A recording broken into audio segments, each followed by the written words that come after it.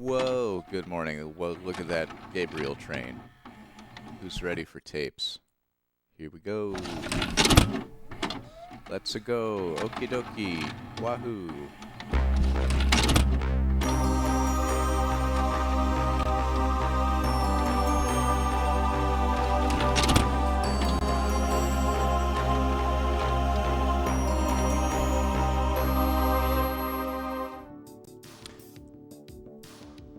Whoa.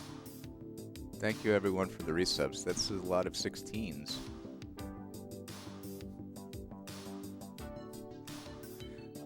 Who's ready for dinosaurs or early 90s fashion and sewing? They're both in front of me. Oh yeah, were some of you not here last time for the shelf? I moved the shelves and put more tapes on them. And then there's Victrola Corner now.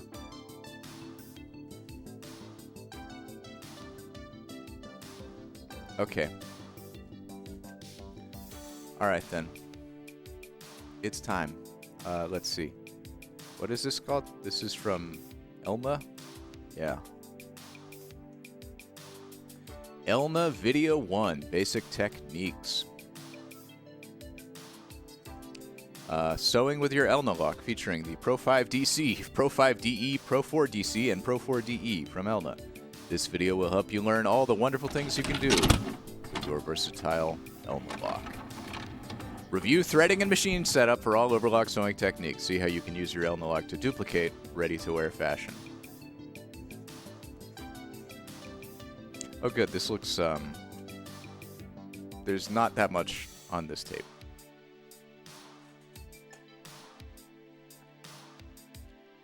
God, look at that style. Are you ready for this, Haley? Alright. I don't think it'll run that long. Elna Lock, Video 1, Basic Techniques.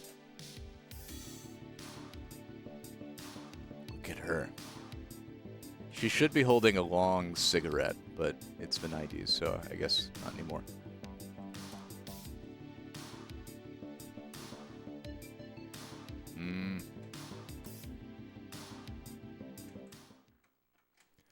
Okay. Is that those are some noises. I think we're good. Elna Video 1, Basic Techniques.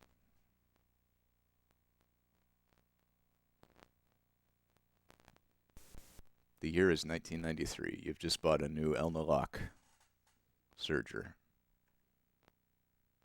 If it has lock in the name, does that make it a serger?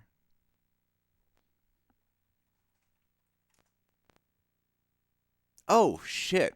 My mom had one of these, I think. The boxy-ass 90s sergers with the multicolored dials on them. Yeah.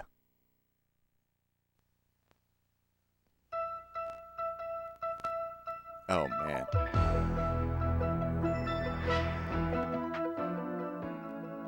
Elna is proud to present a new and innovative series of overlocks.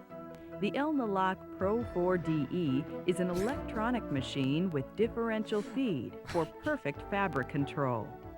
The Elna Lock Pro 4 and Pro 5 DC give you differential feed plus Elna's exclusive instructional computer. Whatever happened to hand modeling? With up to 12 special programs that you can adapt yourself. Use the instructional computer and your Elna Lock workbook to learn about all your machine can do.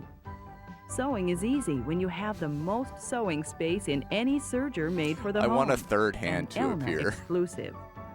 All adjustment dials and levers are located on the front of the machine. Elna's design makes threading simpler than ever. Each thread is color-coded. Refer to the threading chart on the front panel of your machine and follow the colored tension dials and thread guides. You can only put green thread in the green Elna Lock is versatile. Sew with 2, 3, 4, or even 5 threads on the Pro 5 model. Let's review some of the special features of your Elna Lock before we thread the machine. Submitted by would be a nice thing, yeah. Refer to your owner's manual for more information. It's a good idea. Your Elna lock has a built-in I made the carrying graphic grip, before so I it's easy to move. kept track of that. The telescoping thread guide antenna pulls Oh, out God. easily when you're ready to sew. I remember playing with that thing The as a stitch kid. length and differential feed levers are here on the front of the machine, so they're easy to use. With the Elna lock computer, you can select from up to 12 different stitch choices. Are those Select at a touch, frying and the pans? computer will show you tension, stitch length, differential feed, needle position information, and which foot to use. Control your speed on your DC model with the electronic speed reducer here. Sew as fast or as slow as you wish.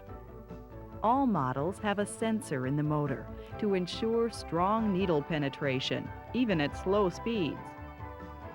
Put your screwdrivers away. Elna lock has Fuck you, snap-on screwdriver. presser feet and needle plate. This Place hand the model has presser some real foot hand here. sass. Like the way Push she the threw that lever screwdriver forward, away. and the foot will drop off. Pull the handle of the presser bar towards you for extra lift, and remove the foot to the left.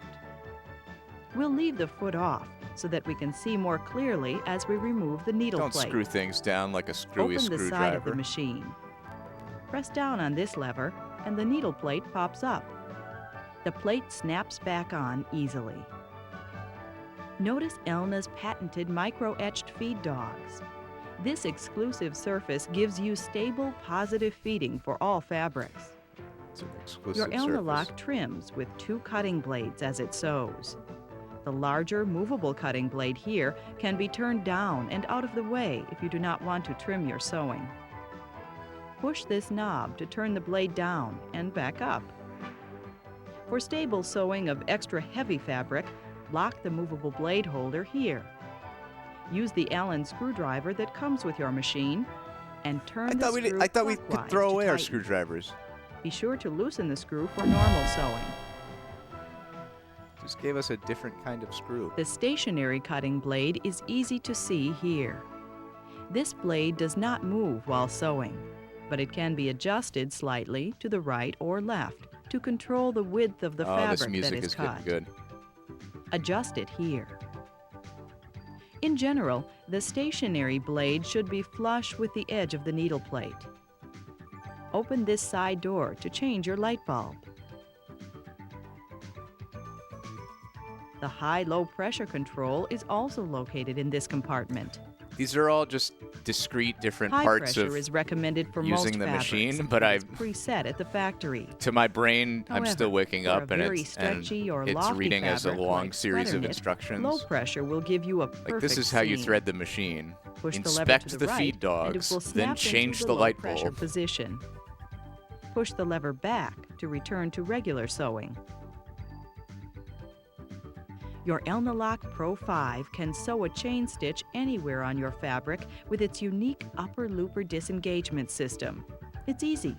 Open the front panel and turn the flywheel until needles are in the lowest position. These are really Push complex this lever machines. and the upper looper drops out of the way. Disengage the movable cutter. Now, attach your How much Elna did this extension cost table. new? Move the stationary blade to the left and position the table. Move the blade to the right to secure the extension. No other overlock can give you this much sewing room. Remove the table to return to normal serging. Push the lever to the right Oh, to good. lift There's the a upper looper.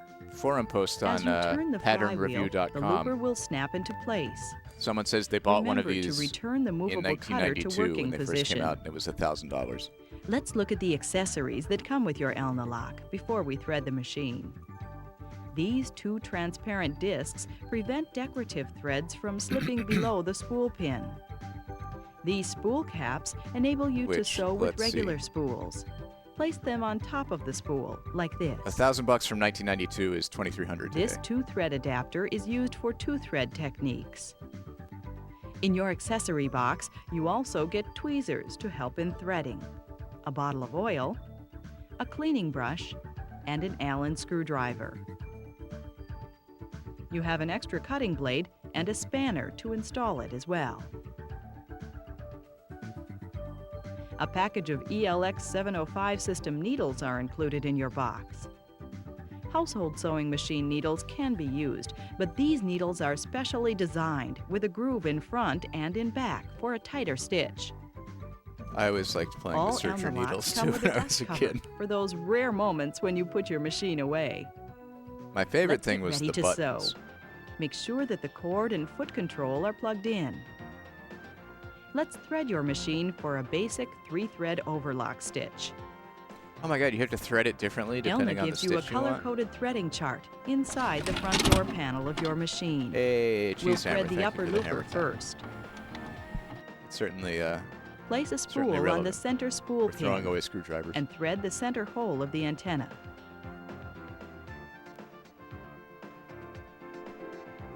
Follow the yellow guides. It's simple.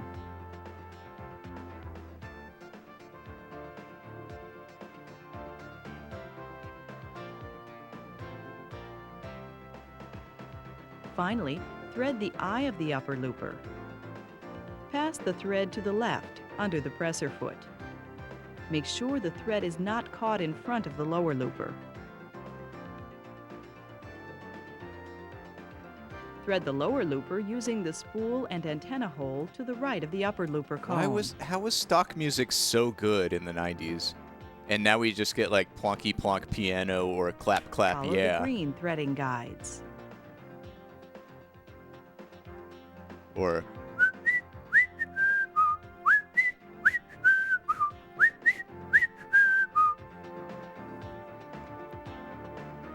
in the Elna makes 90s we threading got all the this lower cool looper synth stuff. especially easy with a movable guide. Move the lever down to see the hook. Thread and slide back. Thread the eye of the lower looper and draw the thread to the left under the presser foot. This has some good like Sega Genesis JRPG vibes. Oh, and we're getting a new track. They're really mixing it up. Check your chart to make sure you did not miss any guides. Now we'll thread the overlock needle, color-coded red. First, raise the needle bar to its highest position. Use the spool pin and the antenna hole to the left of the upper looper cone.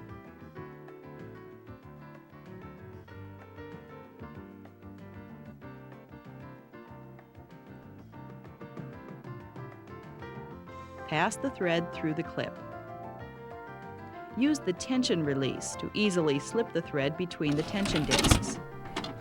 Pass the thread through the groove of the take-up lever cover and the 2 remaining guides. Thread the needle Thank y'all for the and pass the resets. thread under the presser foot.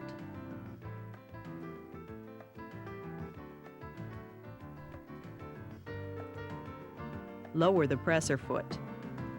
Close the front panel and turn the machine on. Let's consult the display screen for a 3-thread setting. We'll advance the program by pushing the keypad here. The computer advances with each beep until you see 3-thread information displayed. Now simply adjust Howdy, the folks. machine to your display screen information. We're learning how to use our new Stitch Elna length, lock serger from 2.5. 1993. Differential feed. And I 1. really hope it concludes with Thread tension for instructions on overlock how to needle. make this whole 4. outfit. For upper looper, 2. And for lower looper, 2. The computer tells you to use the right needle only in the R2 position and to engage the stitch width lever. On the Pro 5, set the foot lever to B. The display screen also tells you that the upper looper should be up and the movable cutter should be in working position. We're ready to sew. Turn the flywheel by hand. There's to start so many forming little the stitch details you have before to you step on the foot be aware of control. to operate one of these To things. lock your stitch, make a thread tail several inches long. Bring it to the front and catch it under this hook. As you sew, the machine automatically trims and stitches over your thread ends. Yay.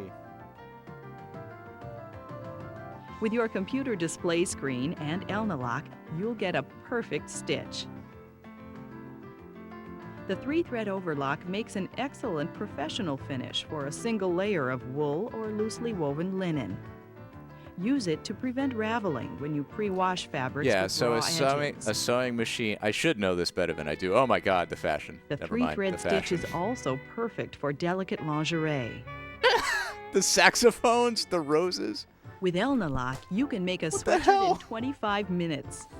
That was Thick an and amazing lofty cutaway. fabrics require a wider stitch. Let's consult the display screen for a 3-thread wide setting. It tells us to change the stitch length to 3 and to change the needle to the R1 position for the Pro 5 DC. For the Pro 4 DC, put the needle in the left or blue position. with tension Yeah, at it's like the 4. tape was coming onto us. It's easy to apply ribbing. Fold in half, align raw edges, and sew. Oh, this music is great. Yeah, like a sewing machine is a general purpose machine for stitching two pieces of fabric together, right? Whereas The a 3-thread serger is overlock gives made the for the most specific stretch, purpose of finishing perfect for edges. applying ribbing. So it's not. You it's, can also it's create sewing in the whole beautiful hem wide line and decorative cutting to edges the with edge your of it. Elna Is that Lock right? 3-thread Am I right? by using special threads like pearl cotton or ribbon thread in the upper looper. Remove the upper looper thread cone and replace it with ribbon thread. Use spool net on the lower third of your spool for smooth thread flow. Thread the upper looper exactly as you did before, but bypass the clip located here.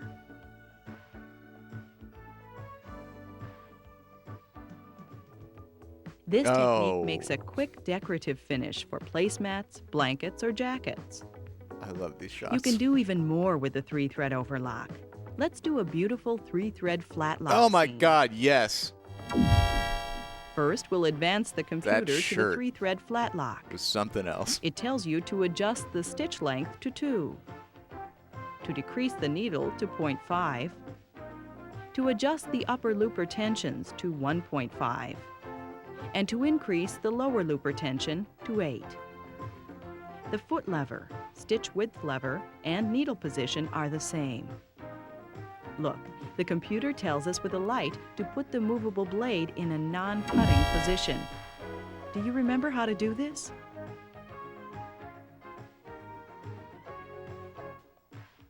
Fold the fabric with wrong sides together. We're sewing this seam on the fold of the fabric without cutting, so think we'll we might align have it to with the liquid edge roll of the after needle this. plate.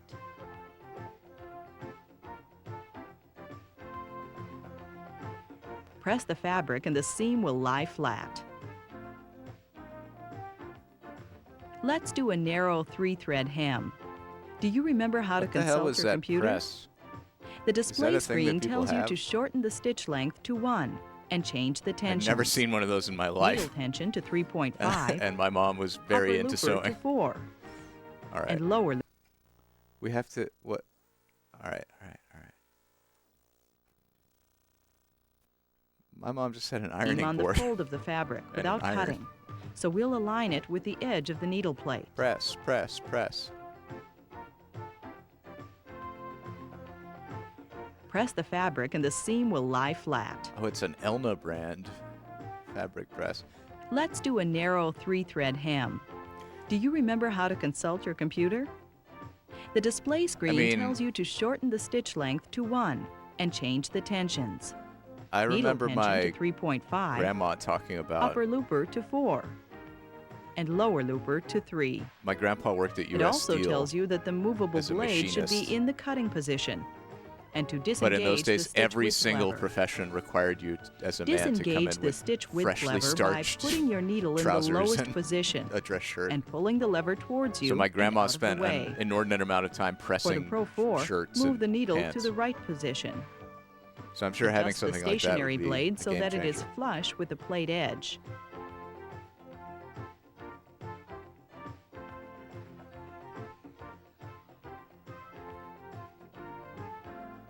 Sew and make a beautiful edge or seam finish for ruffles. Oh my God! Let's do a 3-thread rolled hem. I Advance love that the computer. music changes It every tells time you they only cut to away to a change the model. needle tension to 4. The That's upper okay. I looper to I wear the same 1.5, pair of pants like and the lower looper every to day 7. of my life, and I'm gross.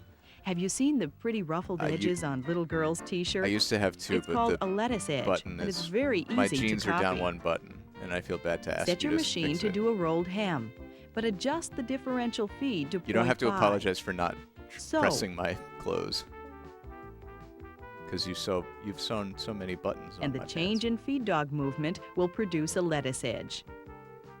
Use this stretchy yarn-like thread called woolly nylon Lettuce to get a pants. smoothly covered decorative edge. Look, our stitch is not balanced. Our stitch length is correct, but we need to adjust our tension settings for this thread. We'll show you how to reprogram your computer for special threads. Reprogramming your computer is easy. Push the program key here. The stitch length number flashes. Our stitch length is correct, so we'll advance the computer by pressing the Advanced Sewing Sequence key here. The I want to stitch learn how length to has stopped reprogram my flashing. computer. Now the differential feed number is flashing. We do not want to change the differential feed, so we'll advance again. The needle tension is also correct, so we'll press the key again. Now we're ready to change the upper looper tension. Push the plus-minus keypad until the setting that you want appears. There's a single Select button for 0.5. plus and minus? You just have Push to the cycle Advanced Sewing through? Sequence key to program your selection Oh, I love and that. to move to the next setting. Couldn't afford another The lower button. looper setting is now flashing. Change it to 8 with the plus-minus key. There are no other changes, so push the program key to exit. Sew with God, woolly every nylon time I now. have to... I change the Look, Wi-Fi it's password and I have to print it. I'd have to type the Wi-Fi password into Let's my turn our Elna laser lock printer off and on again. with 3 buttons. Yeah. Look, the computer shows the last technique you selected. Your Elna lock will hold your stitch setting for up to 10 days and then return automatically to the preset factory settings. It's very convenient to have a If you'd printer like that to you return don't to have the to... factory setting before then, You know, back in the press day, you had to plug it pre-programming into a key computer with simultaneously a while parallel turning port on the cable machine. and then deal with the Windows print Let's management. advance the computer to mess. sew a 4-thread mock safety So it's stitch. nice that it just connects to It Wi-Fi tells by us itself. to thread and the doesn't blue need to be tension connected. guides in addition to the 3 threads. But I wish it were easier Check to your type in the color-coded password. threading chart on the inside panel for assistance. Remember to use the tension release lever when threading the needle tension discs. Consult your display screen and adjust the blue needle tension to 4, the red needle tension to 3, the upper looper to 2, and the lower looper to 2. Change your stitch length to 2.5. The computer also tells you to engage the stitch width lever. The Pro 5 computer indicates 2 needles in the right I do like or upper looper R1 and lower R2 looper. positions. Add the second right needle here, using the Allen screwdriver. The Pro 4 computer shows a single needle in the left and in the right position. Add the second needle using your Allen screwdriver.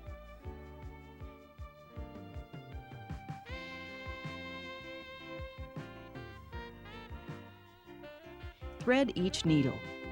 The red thread guide is to the right, and the blue thread guide is to the left.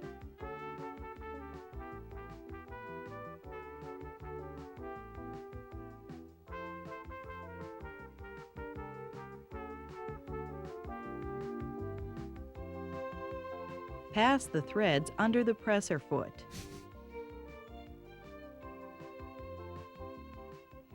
As you sew, you'll see an extra row of stitching in the center. This makes an extra strong finish for sweater knits and hand-woven fabrics. Use this stitch and sew with woolly nylon in the loopers for extra stretch. The mock safety stitch is perfect for assembling a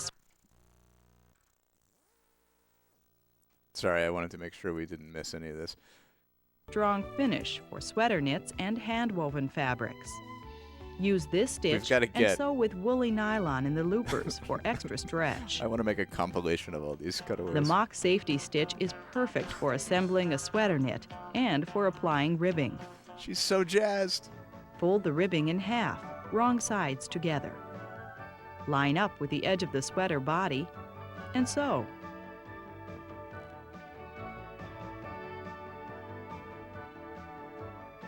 Look what happened. The seam is very wavy. Let's consult the display screen for stretch knits. It tells you to adjust the differential feed to 1.5. This will change the feed dog movement to prevent the fabric from stretching out of shape.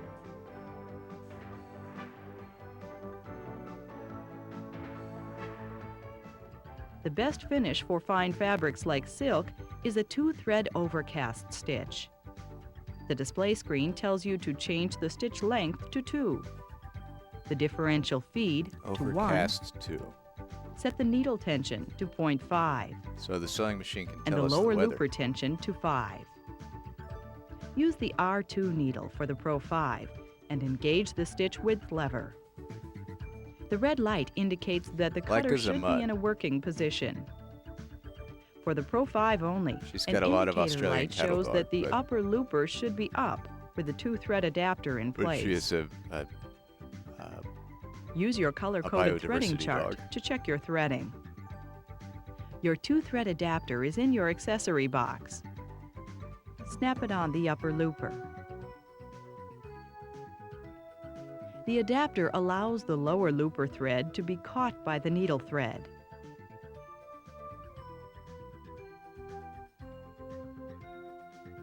The 2-thread overcast uses less thread and gives you a finer edge for silk or other delicate fabrics. To sew a wide 2-thread flat lock with the same setting, move the needle to the R1 position on the Pro 5, and on the Pro 4, use the left needle only. Fold your fabric with wrong sides together, and sew.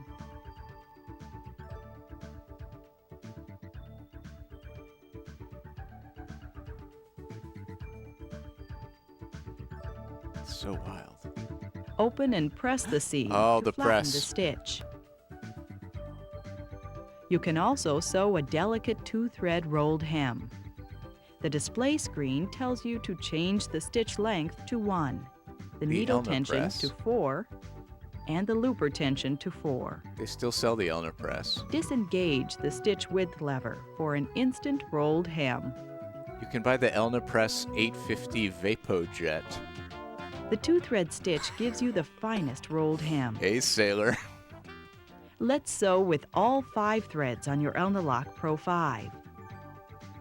Advance the display screen to the 5-thread double safety stitch. We'll set the stitch length at 3, the chain needle at 4, the overlock needle at 4, the upper looper at 2, and the lower looper at 2. Notice that there is an N showing for the brown color-coded tension guide for the chain looper. Ooh, you can This buy a tension is vintage set at the factory 1970s and Elna, needs no adjustment. Elna Press for Notice that 80 the bucks on computer eBay. tells you to use a needle in the that L looks in bad or shape, though. left and R1 positions. Refurbished modern ones are like 200 bucks. Insert the needle before turning the foot lever to A and engaging the stitch width lever.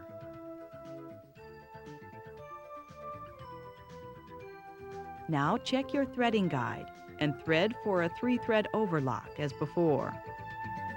We'll thread the chain looper using the right-hand spool pin and antenna hole. Pass the thread through this hook and groove. Don't miss this guide. Thread between the tension discs and the rest of the brown color-coded Mod guide. allowance here. I have yet to credit fun points to people who've sent in tapes recently, so I need to do that Now also. thread the looper. It's easiest if the looper is all the way to the right. A small spring holds the thread at the right for easy threading. Now thread the eye at the tip of the chain looper. Allow about 2 inches of thread to hang down. Oh wait, did you get the Thread allowance? the chain needle. Bring needles to highest position. Pass the thread from right to left through the top of the slot in the take-up lever cover, behind the check spring, Whoa. and into the opening of the thread take-up lever, This is regular thread, I am told. and then through the eye of the needle. And this is woolly nylon. We'll sew a sample, making Wow. sure that the chain needle is penetrating the fabric very as woolly. it starts to sew. Turn It's the like a flywheel little- to start little the stitch whisker. and sew. Once a chain has been formed, there is no need to have fabric so far under the foot. Thank you for the prop. This 9mm seam, consisting of a 2-thread chain stitch and 3-thread overlock stitch, is the widest and most secure seam you can sew. It's perfect for wovens like cotton sheeting, twill, corduroy, or denim. Use the 5-thread stitch on wearing heavy galoshes? fabrics like polar fleece. Remember to lock the movable I'm blade really here digging the with your fashion Allen of this one. They screwdriver. have not disappointed based on the cover.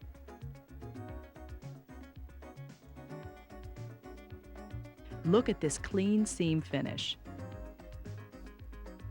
Don't forget to unlock the blade when you're finished.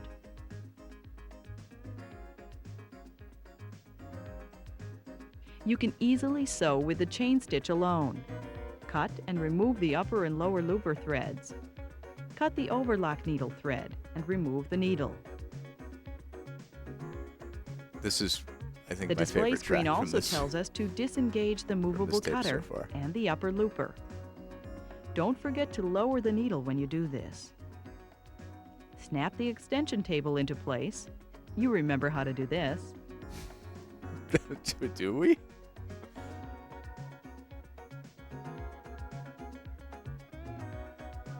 We'll sew an open seam using the markings on the extension table.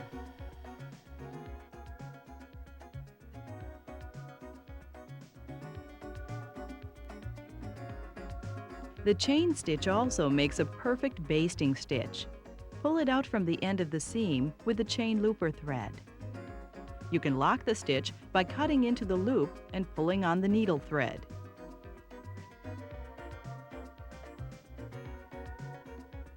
This chain stitch is used in Oh my ready-to-wear God. to assemble sweater knits because it has more Giraffe flexibility sweater. than the straight stitch of a sewing machine. Use woolly nylon for even more stretch. Oh my God, woolly nylon. It's so Sew with the versatile. right side of the fabric down and use decorative thread in the chain looper for an accent on clothing. Your Elna lock sews beautiful decorative top stitching with the chain stitch. Oh my God, we got 3 seconds of discount every breath you take. Your Elna lock does all kinds of sewing and it's so easy to use. There So are many easy. accessories Get available it? to help you do even more with your Elna lock. Use your accessories to make beautiful samples like you've seen in this video.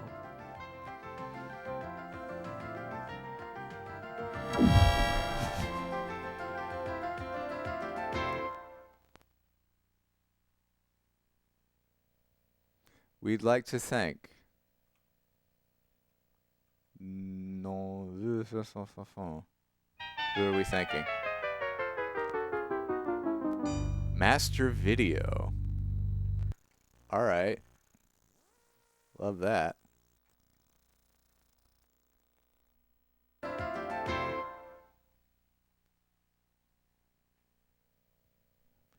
We'd like to thank the icing. Wait, what does that mean?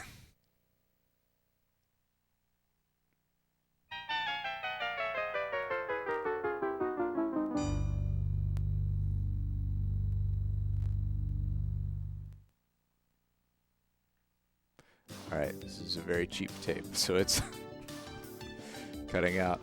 I'm going to, let's see, we've got a hammer time and we've got liquid hole. I'm going to liquid hole.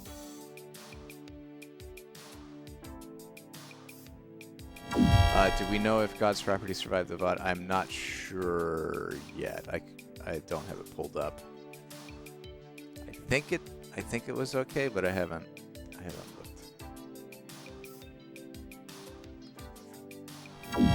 All right.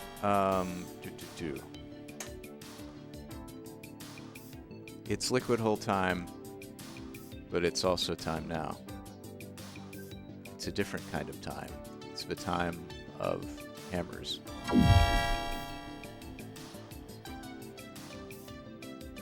Once we get all these cheese stresses out of the way.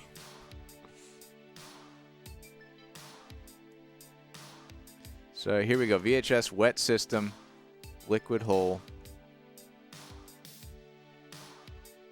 liquid hole.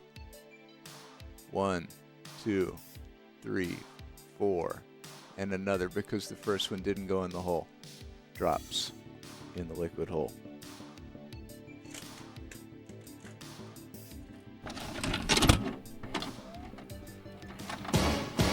Hammer time. Can't top this. Oh yeah. Thank you, Jess. Can't top this. Here with my friends. Can't top this. Mr. Saw, Mr. Plier, and Mr. Screwdriver. My name is Hammer, and I'm here to say I'm a tool that hammers night and day with an awesome swing and chill and blow. Can drive any nail where I want it to go. Can whack on walls, whack on wood, knock things together, and it makes me feel good. So you better step aside and watch me pound. Watch me hammer all these flatheads down. Go hammer, go hammer, go hammer. Yeah, I'ma do my thing. Go hammer, go hammer, go hammer, go hammer. Watch me move. Go hammer, go hammer. Cause I'm in full effect. Call me hammer cause I'm way cool. When hammer's on the scene, I totally rule. Don't twist or pull like a pair of pliers. Don't screw things down like a squeeze screwdriver. I'm a hammer, busting on any old nail. Give me lots of room and watch this home do well. You better step aside and watch me bang. You can't stop this. It's a hammer thing. Go hammer. Oh yeah, like I said before, we are in full effect. And you can't stop this. For Jess's Say it. song, Y'all know other tools are way cool, but hammer is a tool that totally rules. things that are not on the list include nut. We had some mention of don't give up. There's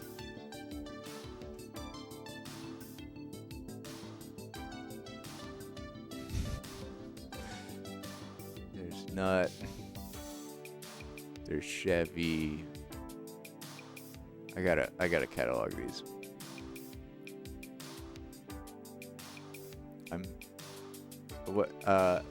Jess, I'll leave it to you. What do you think? Everyone's saying nut.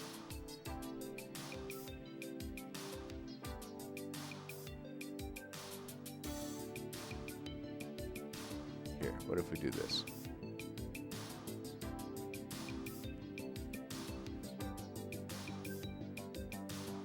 Is there anything? Let's see if I can throw in a bonus.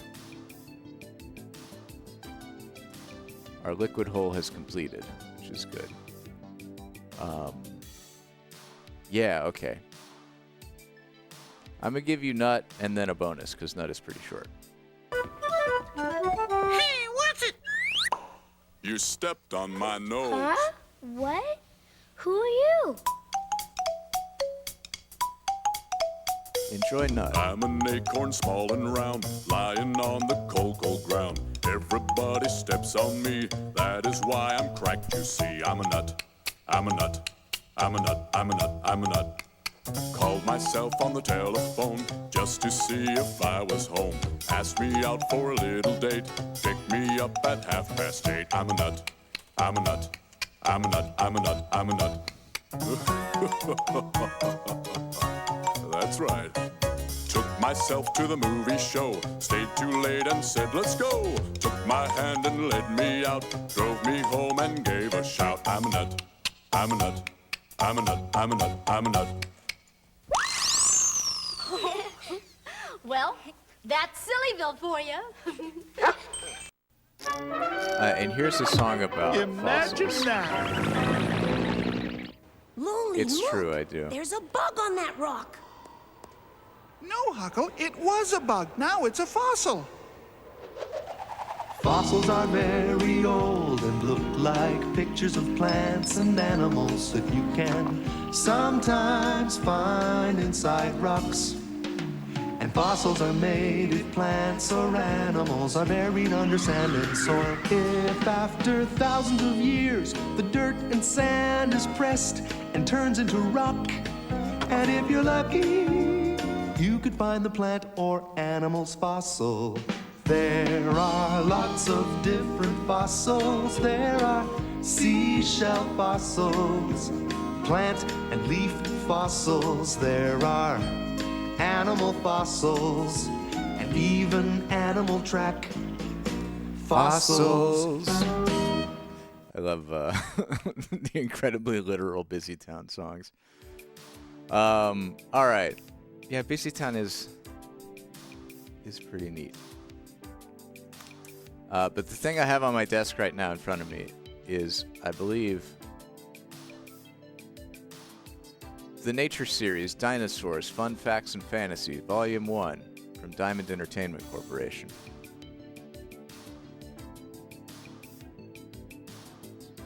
It's Dinosaurs. This video contains an overview of what dinosaurs looked like, what they ate, how they lived, and what the environment looked like around them. Both young and old will be entertained and educated by this peek into our fascinating past. We've gotten some good stuff in the past from Diamond Entertainment Corporation. So, I have high hopes. Yeah, I'm really hoping for extremely outdated dinosaur information. We shall see.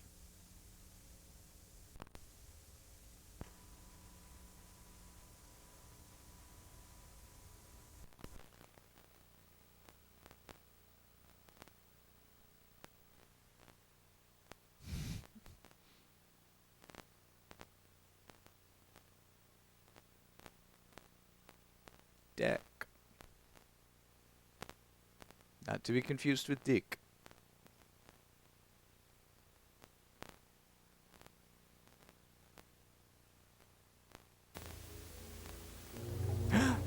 My god, is there gonna be low-budget stop-motion dinosaurs? Yes!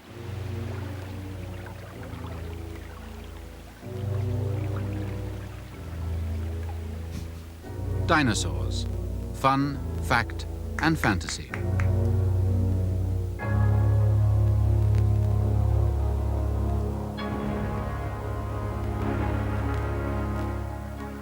Oh my god! What is happening?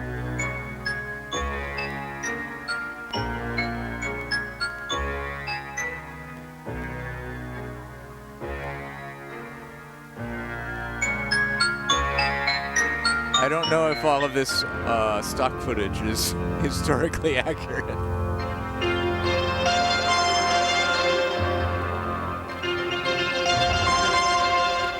The dinosaurs. You've seen them on TV. Remember when they in fought films, King Kong? And in comic books. But what were they really like? And where did they live?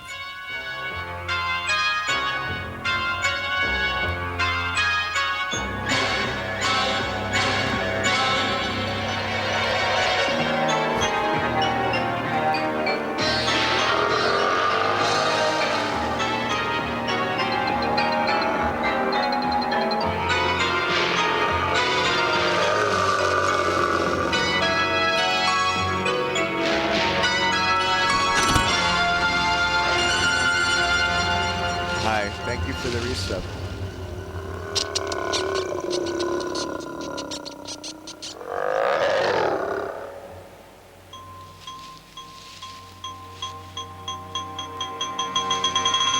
I predict we're going to learn nothing from this tape. Absolutely nothing of educational value.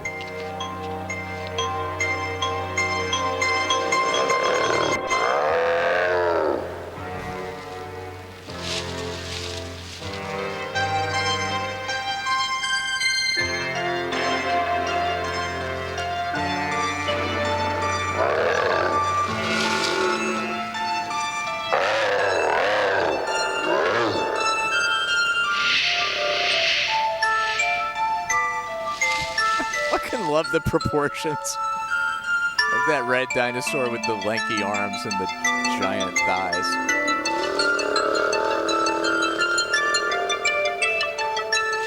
To find out everything you ever wanted to know, we have to go right back in time, back over 150 million years.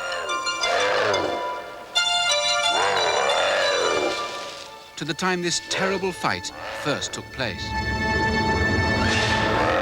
As you can see, it's not a very pleasant time to be around. And this swampland isn't a very safe place to be. That's because the age of the dinosaurs happened a very long time ago. And although this scene actually took place here in England, it was a very different England to the one we know today. And did There were no those towns and villages, and none of the fields and woodlands that we see today. It was a time long before the first men and women were on the earth. A time when this world was a very different place to the world we know. And it was covered with all kinds of extraordinary plants and even more extraordinary animals. And when the dinosaurs were around, a map of the world would have looked like this. The countries, Africa and India, are both next to South America, and Britain and Europe far closer to North America than they are today. So although all of the countries were around then, they were in very different places. Since the age of the dinosaurs, the main land areas of the world, the continents, have gradually been drifting apart, and it has taken millions of years to do so. Today's world, of course, now looks like this. We live now in a period called the Quaternary, and it's lasted for about 1 million years. And although that seems a very long time to us, it's actually just a very short time in the total life history of the world. Oh my God. If we go back 10 million years, however, we find ourselves in a very different period. We find ourselves in the Tertiary Age. This was the time when most of the plants and animals that we know today were just about starting to develop. The Tertiary Age goes back as far as 65 million years ago. And further than that, we begin to enter another age, the Mesozoic Age. The age of the dinosaurs and their ancestors. This is actually incredible. Like the commitment to have this little tune and then animate the dinosaurs stop motion playing it on a piano.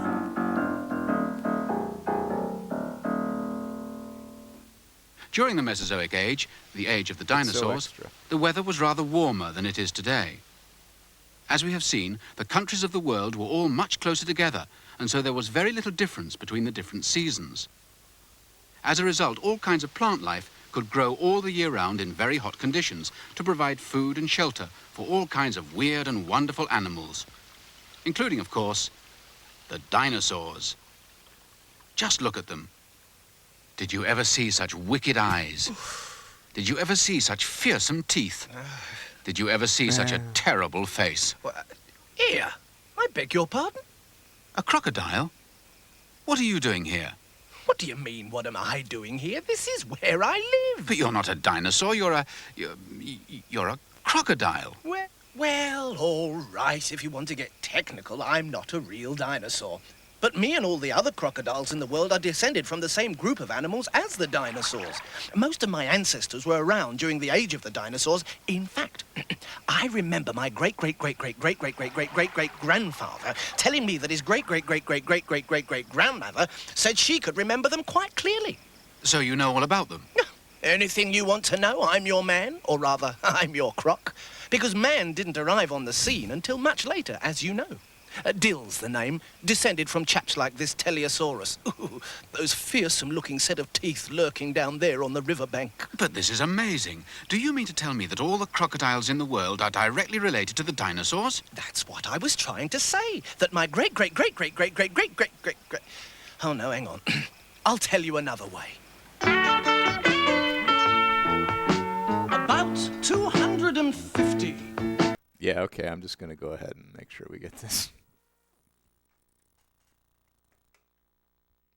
Looking set of teeth lurking down there on the riverbank. But this is amazing. Do you mean to tell me that all the crocodiles in the world are directly related to the dinosaurs? That's what I was trying to say, that my great-great-great-great-great-great-great-great-great... Oh, no, hang on. I'll tell you another way. About 250.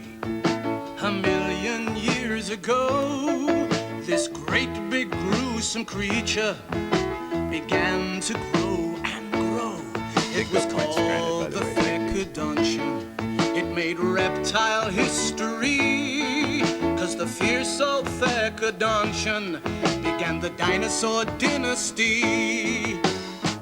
Now there were all kinds of dinosaurs, as you will shortly see. And related to the dinosaur is the crocodile. Yes, you're right, that's me. Yes, you can tell by the shape of our muscles, and And you can tell by the snap of our jaw. You can tell by the way we go hunting at night, and the way that we stun with our tail when we fight. Oh, I could tell you so much more, how I'm related to a dinosaur. Woo!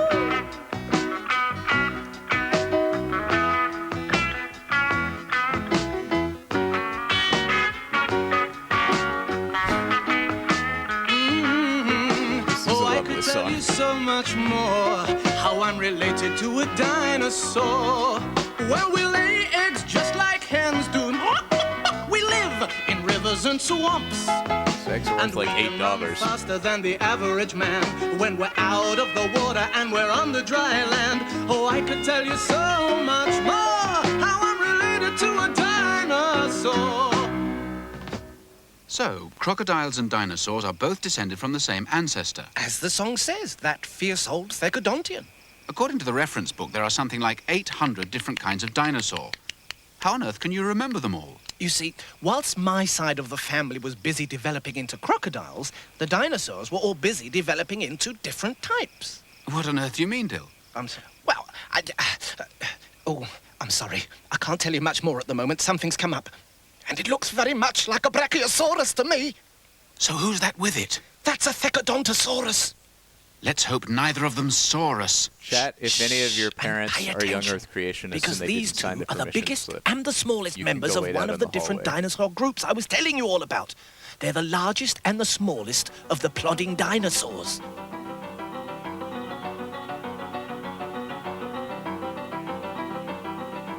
Now, these two, on the other hand, are the biggest and smallest of the bird-footed dinosaurs. The big one's a Shantungosaurus, and the little one's got an even longer name, Micropachycephalosaurus. They're just two out of scores of bird-footed dinosaurs. Micro means small, doesn't it, Dill? That's right, but you need a big breath to say it. Get your head down.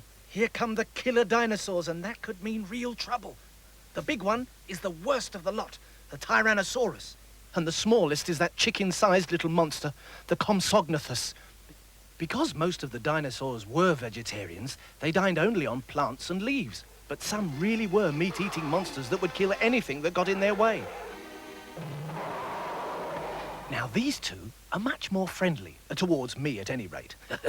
They're the Stegosaurus and the little Struthiosaurus from the armored dinosaur side of the family. They look quite well protected. Oh, yes. They could take care of themselves all right, even though they preferred quite a peaceful life. I wish these two look familiar. And so they should be, because they were among the very last of the dinosaurs. Triceratops is the big one, and the little one in front of him is Microceratops. These were the last dinosaurs because they lived right at the very end of the Mesozoic age, in the light green Cretaceous period, remember? So they were some of the dinosaurs that could have been wiped out at the end of the dinosaur age. I'm afraid so, but don't feel too sad. Remember that you've seen all the main dinosaurs from over 140 million years. Plodders, bird-footed, fighting, armored, and the ceratopsians. Plodders all in the space of like 3 minutes. And each one of these different groups could contain anything up to almost 100 different dinosaurs. I don't think we ever called them plodders. The plodding dinosaurs, the first of my dinosaur dozen. They were never too quick off the mark.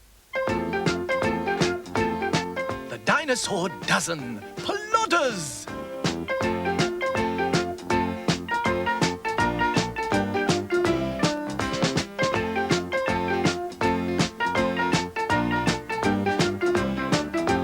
Here are some most very strange dinosaur names. Try to say them out loud and then say them again. I don't want to have to go back in case this is good. Dinosaur dozen. They were never too quick off the mark. Let me make sure I get a clean take at the beginning.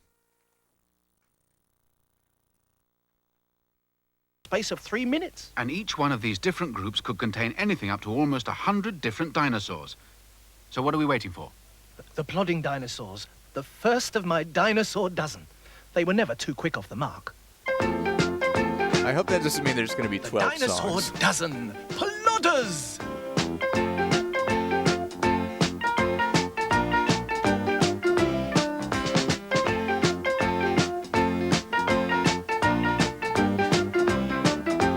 Here are some most very very strange dinosaur names. Try to say them out loud and then say them again. Diplodocus, Volcanodon and Plateosaurus, Iguanodon, Deinonychus and Tyrannosaurus, Triceratops, Dilophosis and Hypsilophodon with Torosaurus, Stegosaurus. That's about enough of them. Baby Camerosaurus, Thicodontosaurus, Massospondylus, Volcanodon, Plateosaurus, Rheogosaurus, Cetiosaurus, Brachiosaurus, Apatosaurus, Mamanchisaurus, Diplodocus, Supersaurus. Diplodocus. Well, Dill, you know them all personally so much better than I do. Which of the dinosaurs is your favourite? Well, since you ask, I must admit, I've always had a bit of a soft spot for the plodders, the brontosaurs.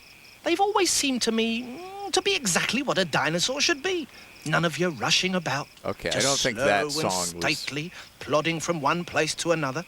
And for I think someone the like first me song who was can better barely reach than more that than 3 song. feet off the ground, just imagine the kind of view you'd get if you were a giant brontosaurus. Yes, that's the dinosaur I'd like to be.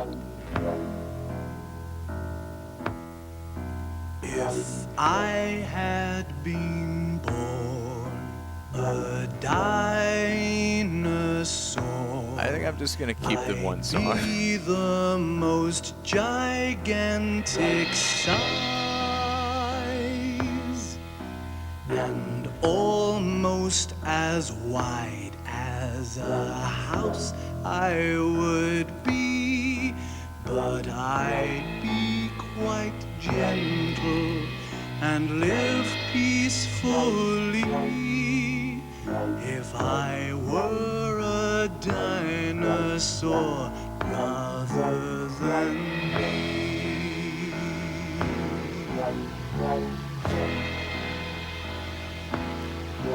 If I had been born a dinosaur, my neck would be extremely long, so I could eat leaves from very high trees, as well as small plants on the ground near my knees.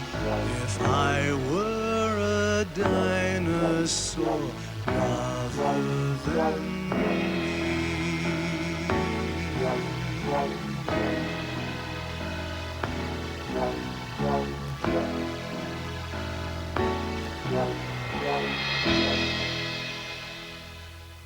Well, as you can see, despite all my high-flying ideas, I've had to come down to Earth again. Mind you, it is a very special kind of Earth, because it was here, in this Sussex quarry, just an hour or so's journey from London, that the first dinosaur to be identified by man was found. That's because over 100 million years ago, back in the Mesozoic age, the age of the dinosaurs, there were all kinds of crocodiles and dinosaurs living here where Britain is. Dinosaur bones were discovered That's right. earlier Dinosaurs than that. were right here in England. Mind you, it all looks very different today, though. They just as assumed it they did were when Dr. and Mrs. giant Mantell first came bones. across the scene back in 1822.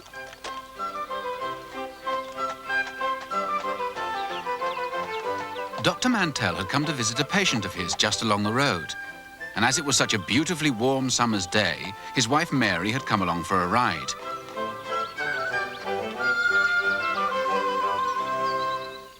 Well, she didn't want to be bothered with looking over her husband's shoulder all the time, so off she went for a short walk.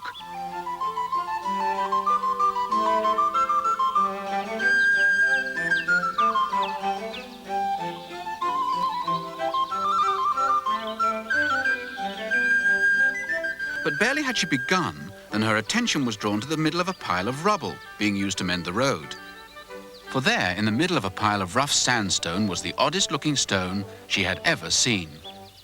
It was dark brown and shiny, with a smooth, polished surface. And as she looked at it more closely, she suddenly realized what it was. The dark brown stone she was holding was a giant tooth, and there were many more crushed together in the sandstone nearby.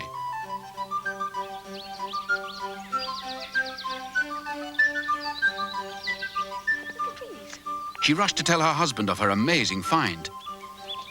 There could be teeth. Where did you find them? Down the lane. And together, they traced the source of the mysterious giant teeth back to a local sandstone quarry. Now, although Dr. Mantell and his wife knew that what they had found were fossils, animal bones that had been in the ground so long that they had turned to stone, We just learned about fossils. neither of them knew for certain the name of the animal the teeth had come from. Fossils This was are hardly surprising, for ever since the 17th century, of people have been plants and finding animals strange that you bones and sometimes fossils find in the in soil and rocks. stones of the south of England. Some thought them to be the remains of a race of giants that once lived in the area.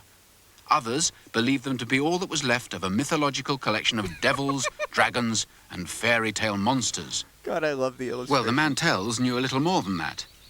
They remembered barely a dozen years earlier a girl called Mary Anning, who lived in the Lyme Regis area of Dorset in southern England.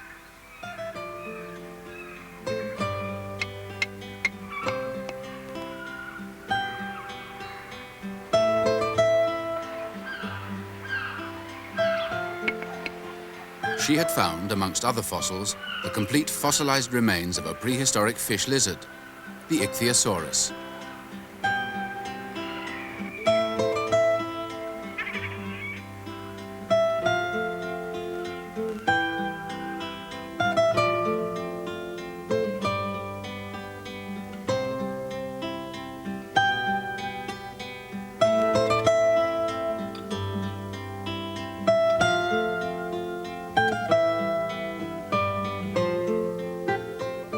And because Dr. Mantell knew that, like the lias rock that Mary Anning had found her fossils in, the sandstone rocks surrounding the teeth were very old, going back almost 100 million years, he knew that the teeth must have come from the same period of prehistoric time. But how could a thing as solid as a tooth find its way into something as solid as a rock? The answer is that when the tooth first fell into the rock wasn't rock at all, but simply a layer of rather sandy mud lying at the bottom of a stream or a swamp. You can see exactly what happens if you pour plaster into a dish and then drop a chicken bone into it.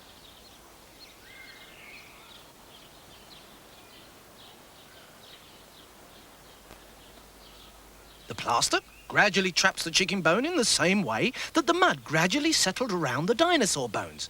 Then as time went on, more layers of mud formed on top of the bone, and it gradually became covered.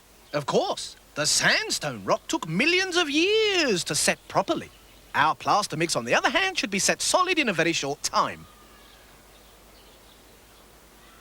Then, millions of years after the rock had been covered by more and more layers of new rock, certain parts were slowly weathered away by the wind and sea to expose the old bones.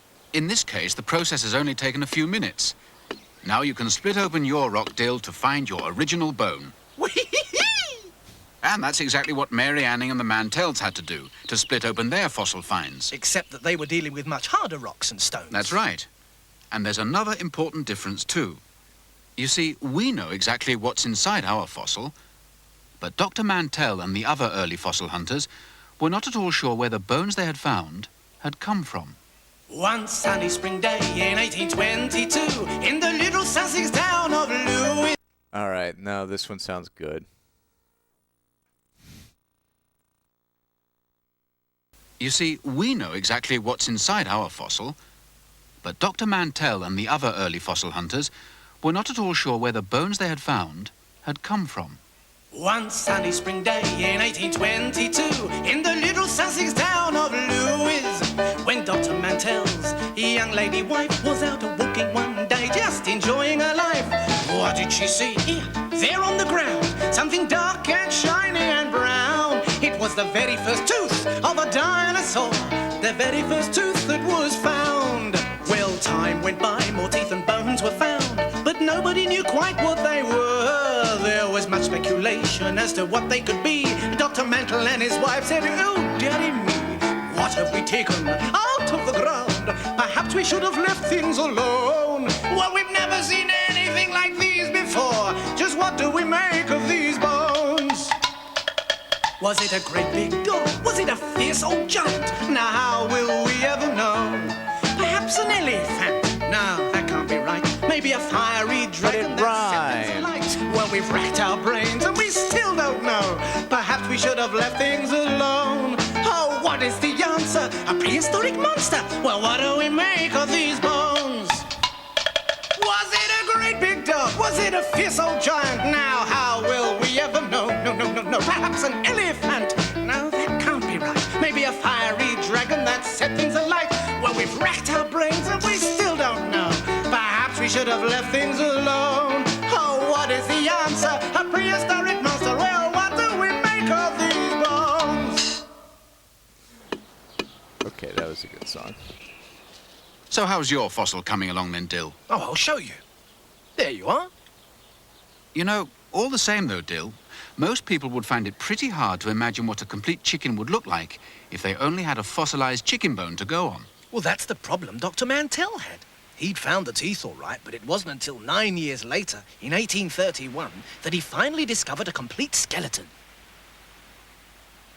Then he could see for the first time ever what kind of an animal the fossilized teeth had come from.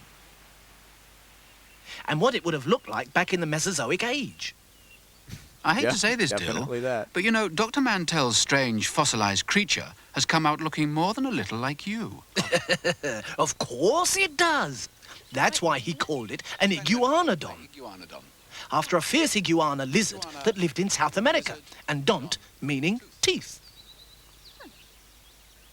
It wasn't until several years later that people first began to realize that the iguanodon was just one of the prehistoric Did the English reptiles really called the say dinosaurs. iguana? The name dinosaur means terrible lizard. And by the time that the word dinosaur first came into common use, all kinds of people have been busy working out their own ideas of what the iguanodon would have looked like in real life. This is a model specially made for the Crystal Palace grounds in London in 1854. He's completely the wrong shape. His colours are all wrong. And as for the spiky horn on his nose, well, even Dr. Mantell got that wrong. This is where it really fits. The people of Maidstone in Kent, near where the iguanodon was found, were so pleased with it that they decided to put old Iggy here into their town's coat of arms. That's lovely. Today, of course, we now know that the iguanodon that Dr. Mantell discovered was only one of a whole family of bird-footed dinosaurs. The second of our dinosaur dozens. Dinosaur dozen. Bird-footed.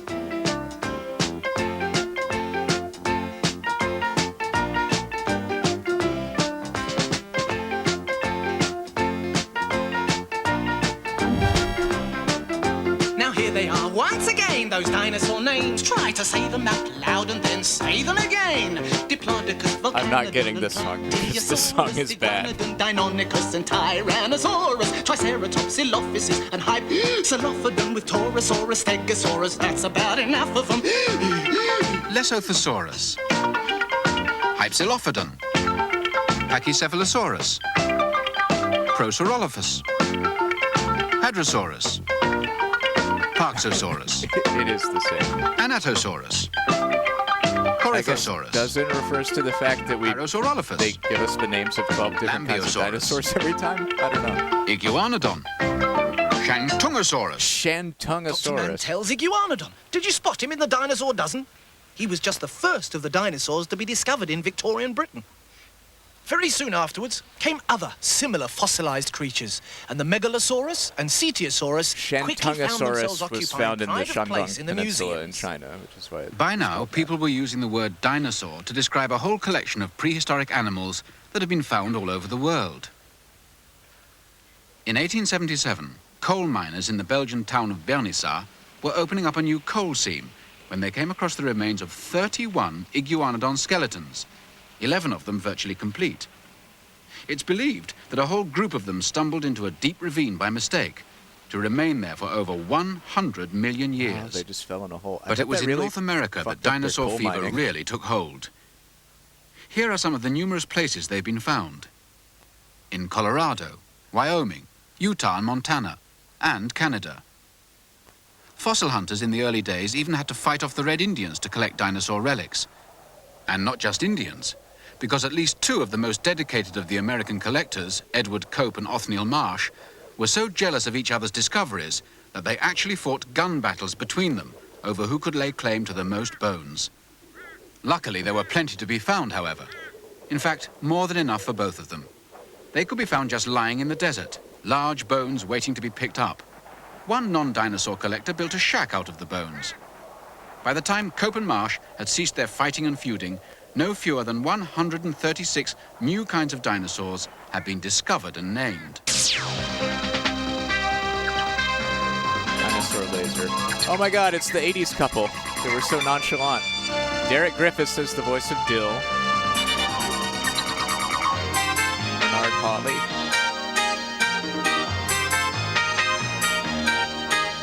Oh, this is a good song.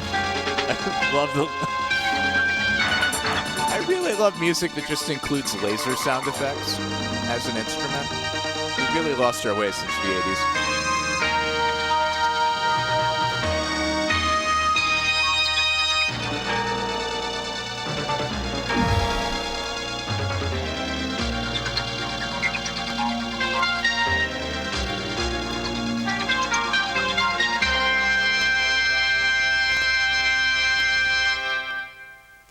Okay, I have to say, Diamond Entertainment Corporation never lets us down. Like, they don't pick generic stuff.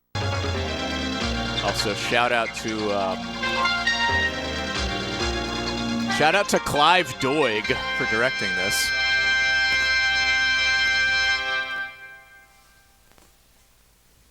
Ah, boy. That was pretty great.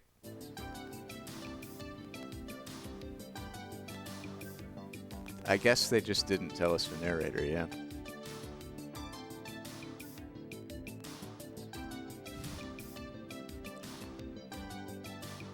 Diamond are the same people that brought us Joseph, the stop-motion Joseph.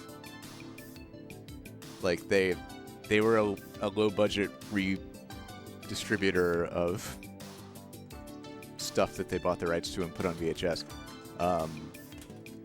But they knew how to pick them. Diamond Entertainment Corp., Anaheim, California, 1992.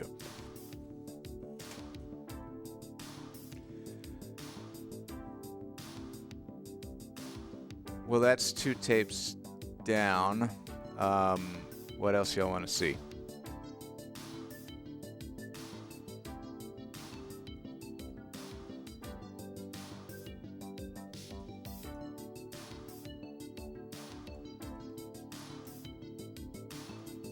Somebody, it's true, we do have animation.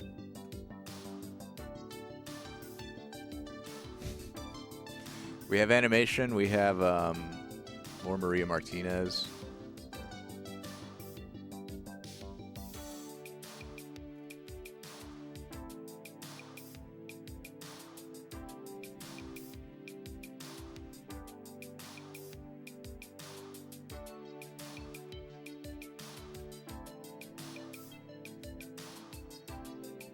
Father, you've been sad for long enough. I shall grieve for as long as my heart tells me, Benjamin. Ah, I'm tired. I'm ready to die, I think. Oh, where are you going? Yeah, so our animation would be Computer Animation Festival, 60 Minutes, 1996. The casino thing that Bella is talking about is the tape that Bella sent in, the winning strategy series slots with video poker.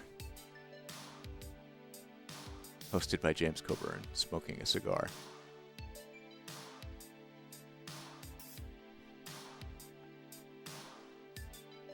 I was actually hoping to put on something that I could walk away from, that I'm not that interested in.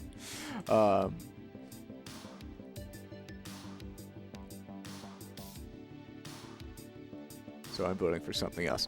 But yeah, we'll figure it out.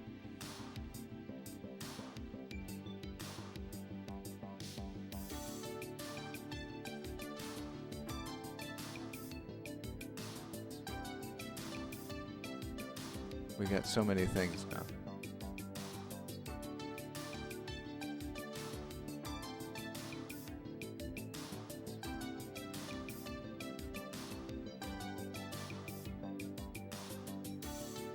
So many things. Yeah, we can do whatever the poll says.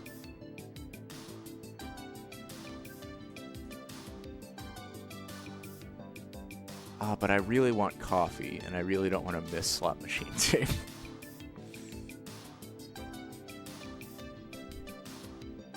Let me look at the Explore tab of goldenvcr.com. We've got what?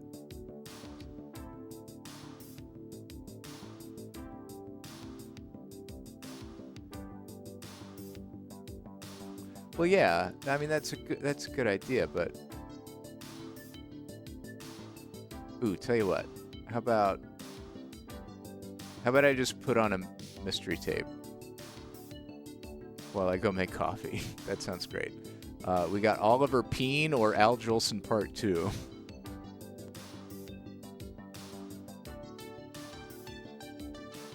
Or Susan.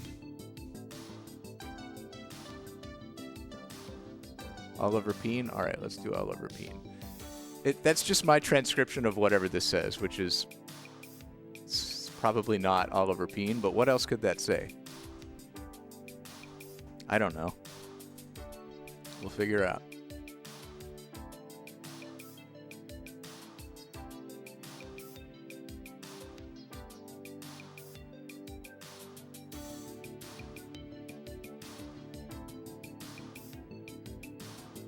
Okay, please admire the Samsung stereo-capable HQS high-quality standard VHS video cassette T120. It's a little yellowed.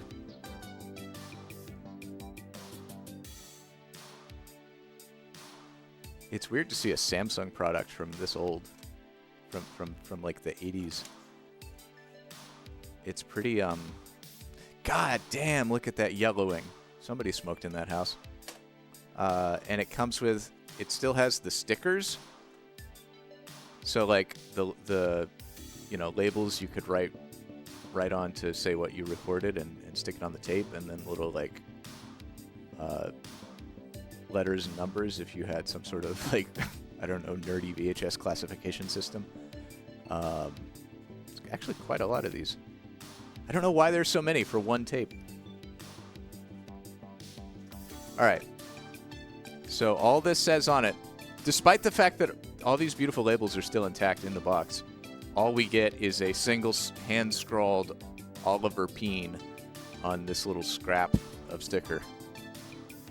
And we're about halfway through this tape, so we'll just see what's there. Here we go. Oliver Peen.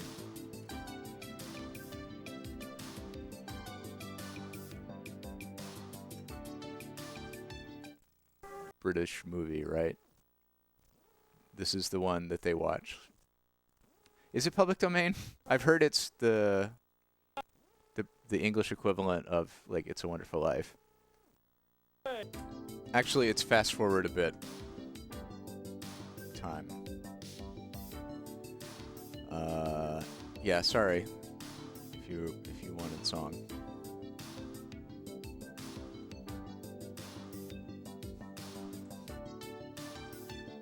What else we got on this tape? Is that Pee-wee?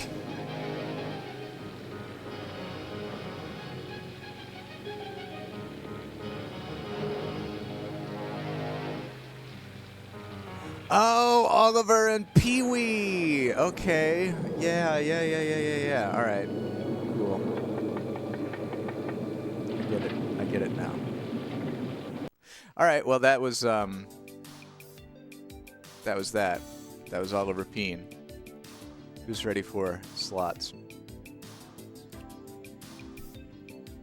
The Winning Strategy Series, Slots with Video Poker, hosted by James Coburn, based on the winning methods of best-selling gambler author Frank Scobletti.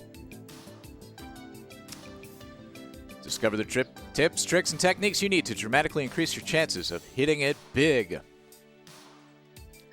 As a favorite American pastime, gambling is hotter than ever. From Las Vegas to Atlantic City, the gambling industry is on a roll. Hollywood legend James Coburn, the star of over 50 films, including Maverick, In Like Flint, Eraser, and The Nutty Professor, takes you behind the scenes into the exciting world of slots, where you'll learn essential information needed to maximize your odds. Based on the work of leading gambling expert and best-selling author Frank Scobletti, author of Guerrilla Gambling, Break the One-Armed Bandits, and Beat the Craps Out of the Casinos. The Winning Strategy series features groundbreaking, completely legal casino-busting methods designed to make you a better, smarter slots player. Through clear demonstrations and colorful graphics, you'll be amazed to discover how slots work, which machines to play and which to avoid, the best basic strategies, where to find the highest paybacks, money management techniques that will stretch your playing time, not your risk, the secrets of playthrough go down and percentage play techniques, popular myths about slots, and best strategies for video poker, plus how to maximize comps. Love it. All right, let's check back in one more time, and there's nothing left on the tape. We have fast-forwarded through it all.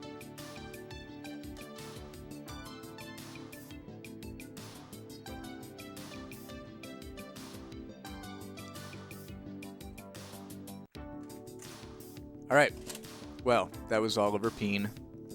Now it's time for James Coburn's slots.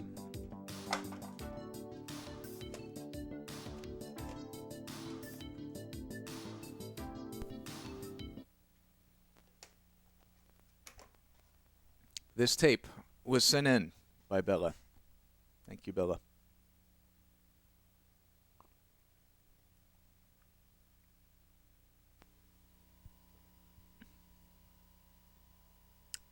Copyright 1996.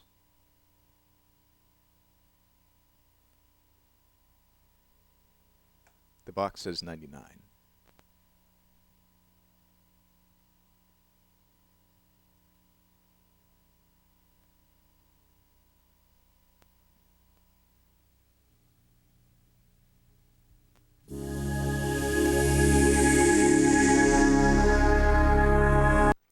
New logo.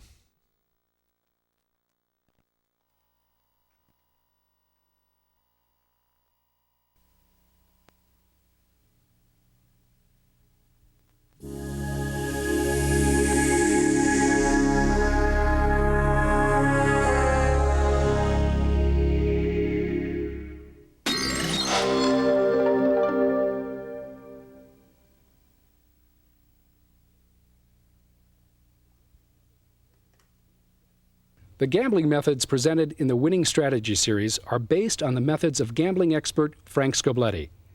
These videos are for instructional purposes only, but are not to be used where prohibited by law.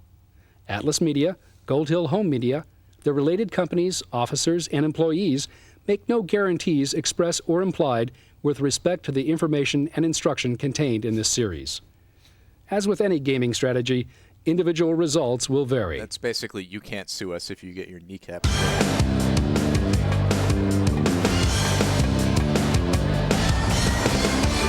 And now, from the Silver City Casino on the Las Vegas Strip, here's James Coburn. One-armed bandits. Those flashing, spinning, ringing machines would have captured the imagination of gamblers for over a century. Is there a smart way to play? Can you maximize the odds of winning and minimize your odds of losing? Can you beat the one-armed bandits? I'm James Coburn. Join me and discover winning strategies for slot machines. We have 106 going out. Woo! All numbers. Hit hard, Margaret. This is the excitement of casino gambling. From Las Vegas to Atlantic City. From Mississippi to Connecticut. Whether you catch the excitement on a down-home riverboat or at a Las Vegas mega resort, intelligent casino gambling within your budget can be one of the most exciting and thrilling ways to take a chance on a dream. And for millions of people all over the world, nothing is more exciting than the heart-pounding thrill of playing the slot machine. My grandma loved slot machines. She would go down to for the first time ever, the Winning Strategy series takes you behind the scenes and into the world of slots. We'll show you how they work, when they pay out, when I was 5, she when they don't. We'll shoot she down got the jackpot on a slot machine in Biloxi. Amazing facts about these mysterious machines. Plus, and she we'll gave show me you the commemorative tested T-shirt secrets that are guaranteed to help you increase your odds of hitting it big. Best of all, the tips and techniques you'll learn are based on the best-selling books of Frank Scobletti, one of the world's leading experts on gambling and winning. So won't you join us now as the Winning Strategy Series shows you how to win at slots.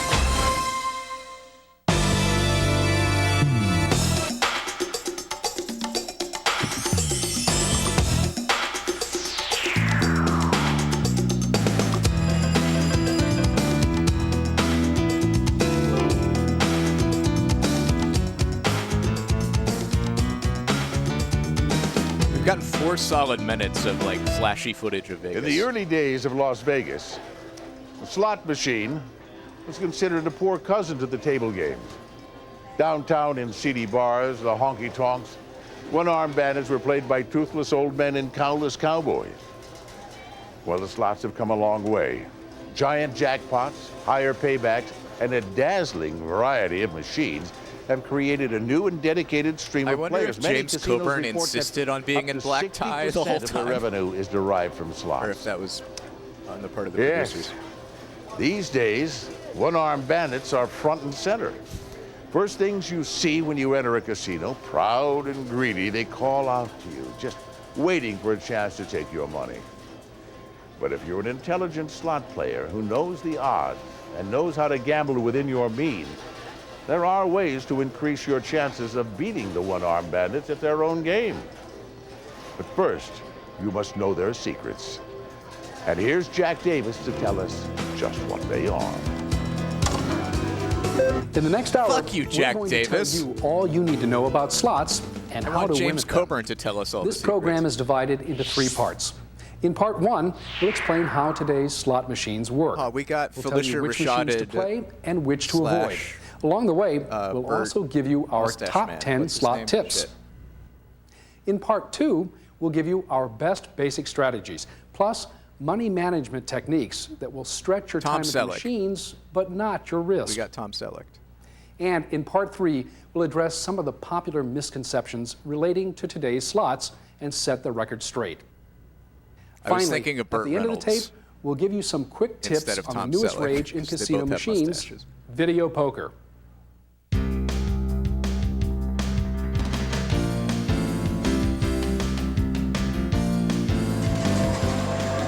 Today's slot machines are as different from the machines of old as modern man is from apes.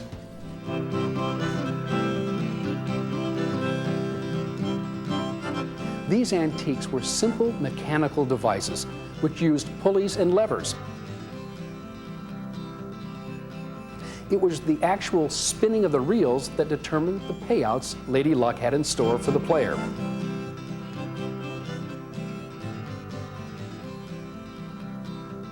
The old slot machines could even be beaten by skillful handle manipulators who could coax the machine's reels into landing on the desired payouts.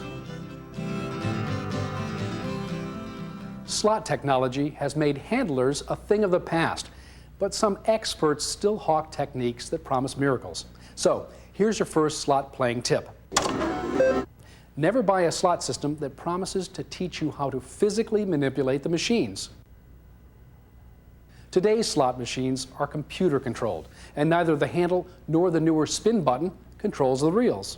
And the spinning of the reels does not determine which symbols will come up. A computer program called the RNG, the random number generator, oh my God, does all the work. The reels are used merely to tell you what the RNG We're learning has about selected. RNG. The RNG is located within this microprocessor chip. This is the program that determines the will of the gods of chance. The RNG selects a series of numbers at random. There are over 10 billion series of numbers from which to choose. These numbers then correspond to the various symbols on the reels. So, when you put your coins in a slot machine, here's what happens. We're going to do some RNG manip. Whatever number series was hit when the spin button was pressed or handle was pulled, now sends a signal to the reels to show a symbol for each reel. The reels are simply translating the number series. If the series is a winner, the machine is instructed to pay out whatever the proper amount is. While all this is going on, the RNG is still picking number series. It never stops. Also, it doesn't matter whether you press the spin button or pull the handle. The RNG works the same way. Our advice, however, is slot tip number 2. Always press the spin button. It will save wear and tear on your arm, and more importantly, it will prevent slot thieves, who may be out there, from reaching into your tray and stealing your coins while you're reaching over to pull the handle. Dastardly slot thieves. We now know how the machines work, and that they are strictly random. But how do they make money for the casino? Many casinos advertise that their machines return a certain percentage, 97 or 98%. What this means is that for every $100 you put in that machine, the machine will return 98% or $98. It's the inverse of interest at a bank. Instead of getting interest, you're giving it. Now, you don't lose this money smoothly. That would be dull. No one would play slots if that were the case. Like all forms of gambling, slot playing is dynamic and explosive. You'll win one moment. I love the idea of a casino where lose it's another. just rows of machines where you put in $100 at a time. But at the end of a million spins of those reels, you can bet that the machine will be close to that 98% payback because the machine is programmed that way. Does this mean that the machine isn't random? No. The selection of the symbols is random. It's just that not all the series are winners. That's how the one-armed bandits get your money. So, which are the best machines to play? That's slot tip number 3. Always play the machines that return the most. Casinos are very helpful in determining that. Many will advertise the paybacks of their individual slot machines or carousels. That is, slot areas within their casinos. So play those machines that are returning the most. You can also decide to play machines based on their denominations. In some states, casinos release their payback percentages by machine denomination. They do this because it's the law. In other states, they do it because it's good advertising. So from the casino's own statistics, we know which machine denominations will return the most. Here are some of them. The highest paybacks across the country are on $5 or higher machines.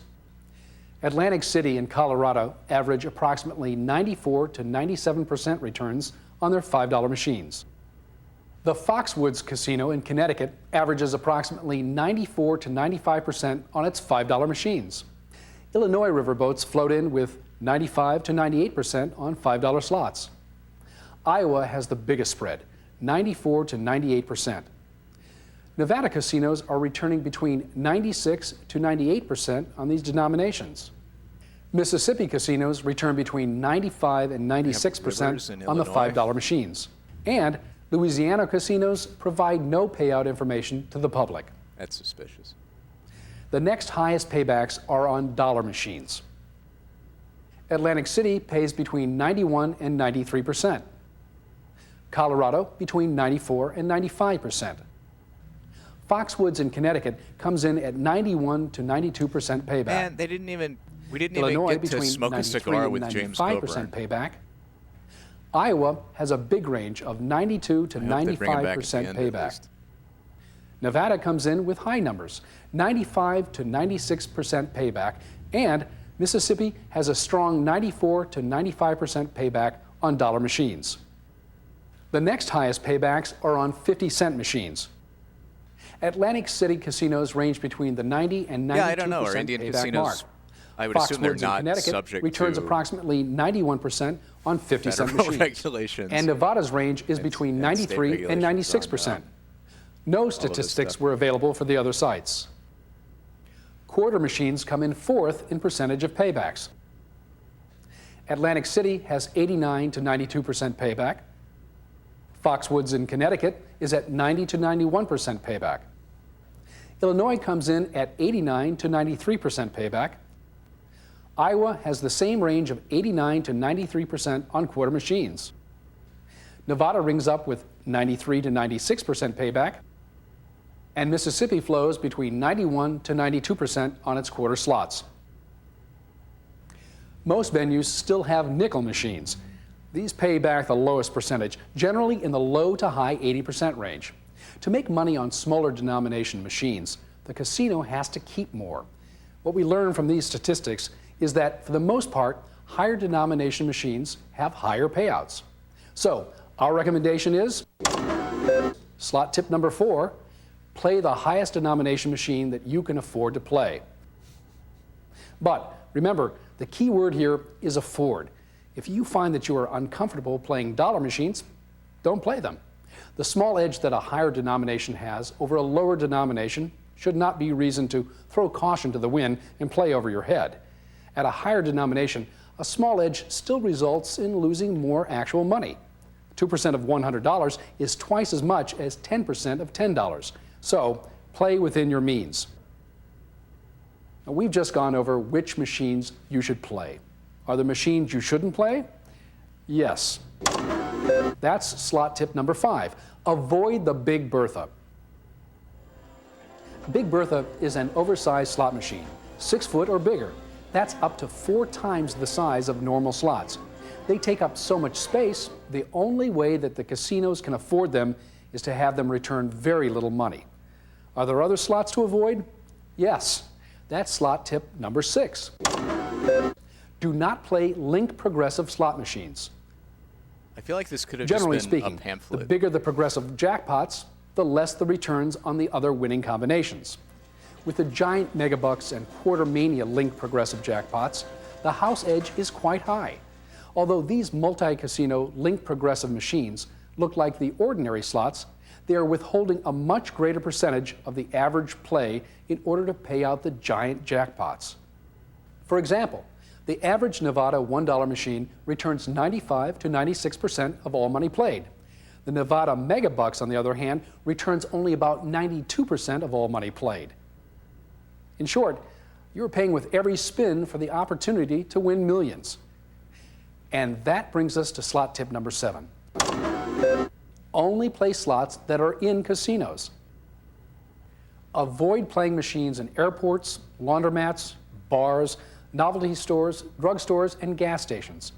There are no industry standards on how much these machines pay back, but estimates range from as low as 50% to as high as 80%. And now, slot tip number 8. If you can afford to, always play the maximum number of coins or full coin. Most machines allow you to play anywhere from 1 to 5 coins. Regardless of denomination, the maximum coin line tends to yield a better percentage payback. I'm most excited for how to maximize The way you can comps. determine whether full coin is the better bet on most machines is by reading the payout lines. I'm still holding that up. Now that brings me to slot tip number 9. Always read the face of the machine carefully.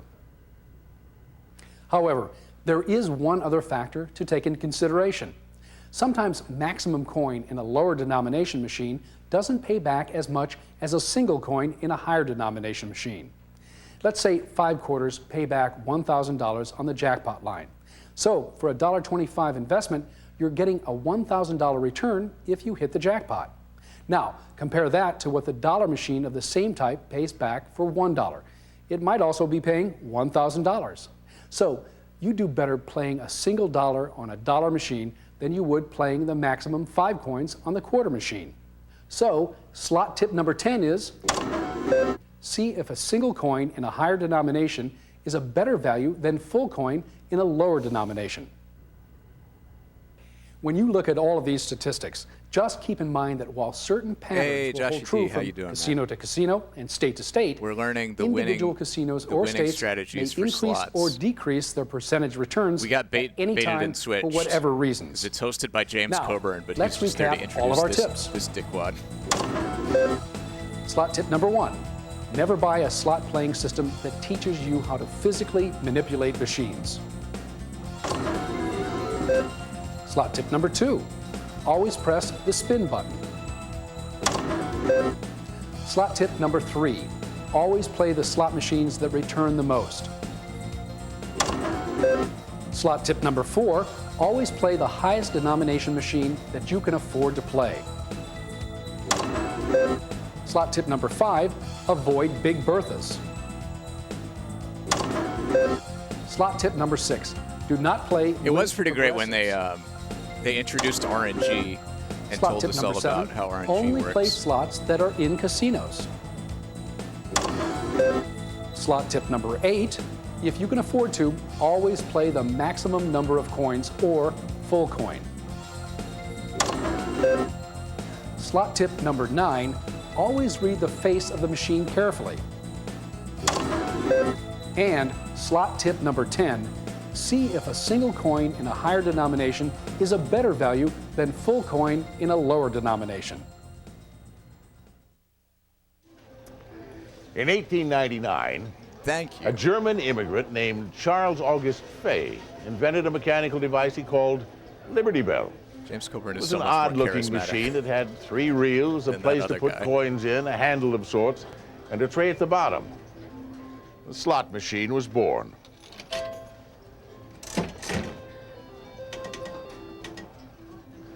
Little did he know how popular it would become. These days, there are over 60 million players, ranging in age from 18 to 80, players who bet anywhere from 5 cents to $500 on a single spin. Of course, there's one thing they all have in common. They're all looking to hit the jackpot.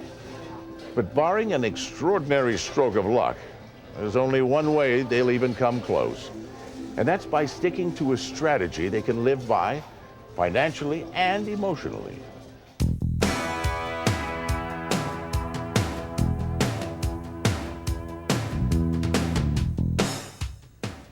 We now know how the machines work and which machines to play. Now we're going to explore various playing techniques. In blackjack and in all forms of poker, every hand requires a discrete, strategic decision on the part of the player, including how much money to bet. Not so with the slots. Once you have selected your machine, there are no strategic decisions required, except whether you're going to put more that's why we're all coins in the wondering machine or move on. why this tape exists. So, in slots, money management is really the most important consideration. And all slot playing systems or strategies are essentially money management ones. We have 3 basic principles we recommend. The first principle for you as a player is to play within your comfort zone. True, you must be prepared psychologically to lose your gambling stakes. But if you're underfinanced, then you are going to sweat out every decision on the machine because every decision inches you closer to the brink of ruin. You are going to be extremely uncomfortable in such a case. Our second principle is to never play on a short bankroll. You are better off playing nickels if quarters make you sweat, and quarters if $half make you sweat. Obviously, you would have to be a kamikaze slot player to attack a $5 machine with a $100 bankroll. So, statistics aside, your best practical bet is to always play the denomination of the machine that allows you the most economic comfort. Our third principle is to play for a predetermined amount of time. Let's say that you want to be able to play the slots for an hour and you've got a $100 bankroll. Let's assume that between putting the coins in and pressing the button, you can play 4 decisions a minute or 40 cents a spin. That's 4 decisions a minute times 60 minutes or 240 decisions. $100 divided by 240 decisions equals 40 cents. Since there are no machines that take 40 cents, you would have to decide to play 1 or 2 quarters per spin. But whichever you choose, you'd still have enough to last through your session, even if you lose almost every spin. Now let's look at money management techniques. The best techniques can be boiled down to 3 types, what we call the big 3. The play-through technique, the go-down technique, and the percentage play technique. Remember, if possible, with all these techniques, you should play maximum coin at the maximum denomination of the machine that you can afford. Also, before playing any of them, determine an overall bankroll within your comfort zone. Establish what your daily stake will be, and then decide we what finally each got session stake should be. an instructional and stick with VHS them. tape to help us with our go-down The first technique of the big 3 is called the play-through technique. Here's how it works. Play your stake through the machine once. Don't play any of the coins that you win. You can put those in another bucket or leave them in the tray. But the cardinal rule here is simple. No coins that come from the machines ever go back in. When you finish playing your session stake through once, the session is over. Take the coins you've put aside and cash them in. This money is going home with you. We call this putting money in the bank. When your next session begins, you do the same. Take your second session stake of the day, play it through once, and pocket the money that comes from the machine. In this way, you're practically guaranteed that you'll go home with some money in your pocket and you won't be wiped out. The second technique in the big three is called the go-down technique. Assume you have a session stake of $1,000 and you're playing the $5 machines. Put half of your session stake, or $500, through the machine. Then check the tray. If the combined amount in the tray and your half a session stake is equal to or greater than your total session stake, or $1,000, continue to play at this denomination machine. We have to do math in our go-down technique. However, if it doesn't add up to the original $1,000 full session stake, go down to the next level machine, in this case, a dollar slot machine. Now put through your remaining session stake. The go-down technique allows you to stretch your time at the machines without having to exceed a session stake. It also gives you a shot at big money, since your first half stake will be played at the highest denomination that you can afford. You could also do a reverse of the go-down technique and go up to a higher denomination should you find that you're winning. The third technique of the big three is called the percentage play. In percentage play, each decision involves a maximum specified fixed percentage of your total session stake. With each spin, we calculate what 5% of your total stake is. For this strategy, your total stake is the original session stake plus any winnings. The only question to ask yourself is, when do you quit a session? A reasonable answer would be to quit a session when you've lost the last 10 spins in a row. The three techniques that we've just covered, the playthrough, the go-down, and the percentage play, are all excellent ways to approach the playing of slot machines. But the underlying philosophy behind all of them is that you have a predetermined method of attack. You are playing the machine in a machine-like way. Once you have settled upon a strategy that suits you, stick to it. It's your best chance to win. Casinos are filled with believers, and leading the way are the slot players, many of whom try to play Lady Luck by performing strange rituals. Some have even been known to get up in the middle of a session and walk around the slot machine 7 times. Others wear lucky rings, bring along trolls, teddy bears. Some even have pictures of their loved ones. But one of my favorites is the story of a casino employee who just may be the incarnation of Lady Luck. The secret lies in her badge number, 0777. Over the years, superstitious slot players have asked her to bless their machines.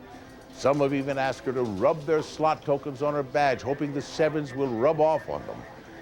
As for the lady, she doesn't mind. She's a believer.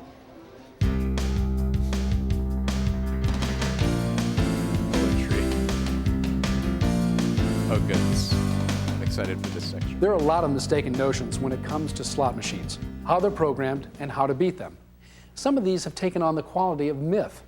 Here are the top 10 slot machine myths and the facts. Myth number 1. Your jackpot can be stolen. The fact is, no one can steal your jackpot. How many times have you heard slot players say that they were playing a certain machine, got up to leave, and bam, someone sat down and on the very first spin stole their jackpot? Well, the fact is that no one can steal a jackpot. Why? The answer lies in the random number generator. That split-second delay was all that was necessary for a whole new number to be selected by the RNG. Had you beaten the other player and put that coin in a split second sooner, the RNG would have had another sequence selected, and the chances that it was also the jackpot are remote indeed. I repeat, no one can steal your jackpot. Myth number 2. Machines are programmed with win cycles and loss cycles. The fact is, today's slot machines are strictly random and no patterns are programmed.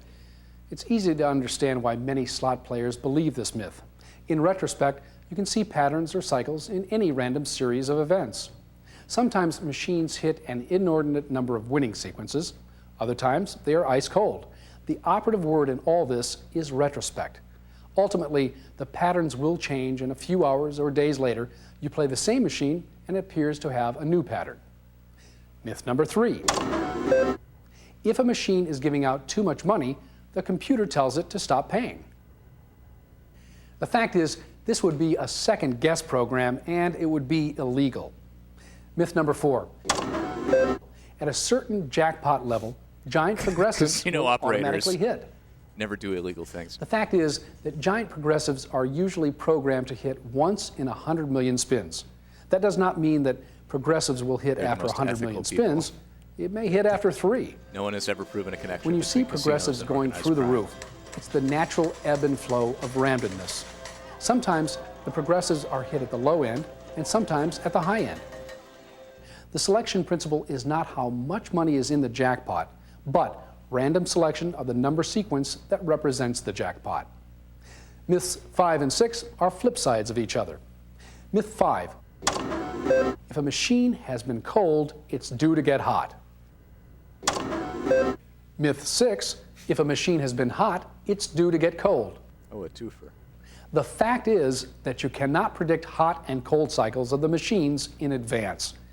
As stated earlier, the RNG does not program in win cycles or loss cycles. A machine that is hitting can continue to hit, and a machine that is cold can continue to stay cold. Myth number 7. The total number of symbols on the reels determines the odds. The fact is, the RNG is the instrument that determines the odds, not the symbols on the reels. Now, this used to be true of the old mechanical devices, such as the Liberty Bell machines, but it is no longer so. The symbols are merely informational. They tell you if you've won or lost. Myth number 8. Pulling the handle gives you more control of the machine. The fact is, the handle and the spin button do the exact same job. They activate a signal that tells the machine to inform you of what the RNG has selected. The handle is not connected to the reels in any physical way, as it used to be on the old slot machines. Myth 9.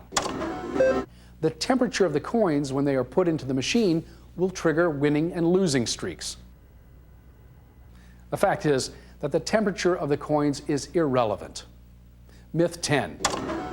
A machine that is physically warm to the touch is a machine that will give out more coins.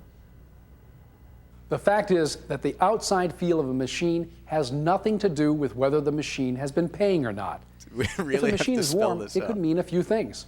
Perhaps it's under a heating duct. Or perhaps the poor guy who played it before you believed myth number 9 and loaded it with red-hot coins. Anyway, there you have it. The 10 greatest slot myths and the facts. Yay, video poker. Special section. Oh my god, I love these old-ass video poker machines. Another machine game that is increasingly popular is video poker. We'll discuss it in depth in another tape, but for now, here's what you really need to know to start. The 3 most popular video poker games are Jacks Are Better Draw Poker, Joker's Wild Poker, and Deuce's Wild Poker. Here are 3 important tips for each. In Jacks Are Better Draw Poker, you must draw to all pairs, but never keep a kicker, that is, an extra card. Break any pair to go for a straight flush. Break any hand, including a flush, to go for a royal flush.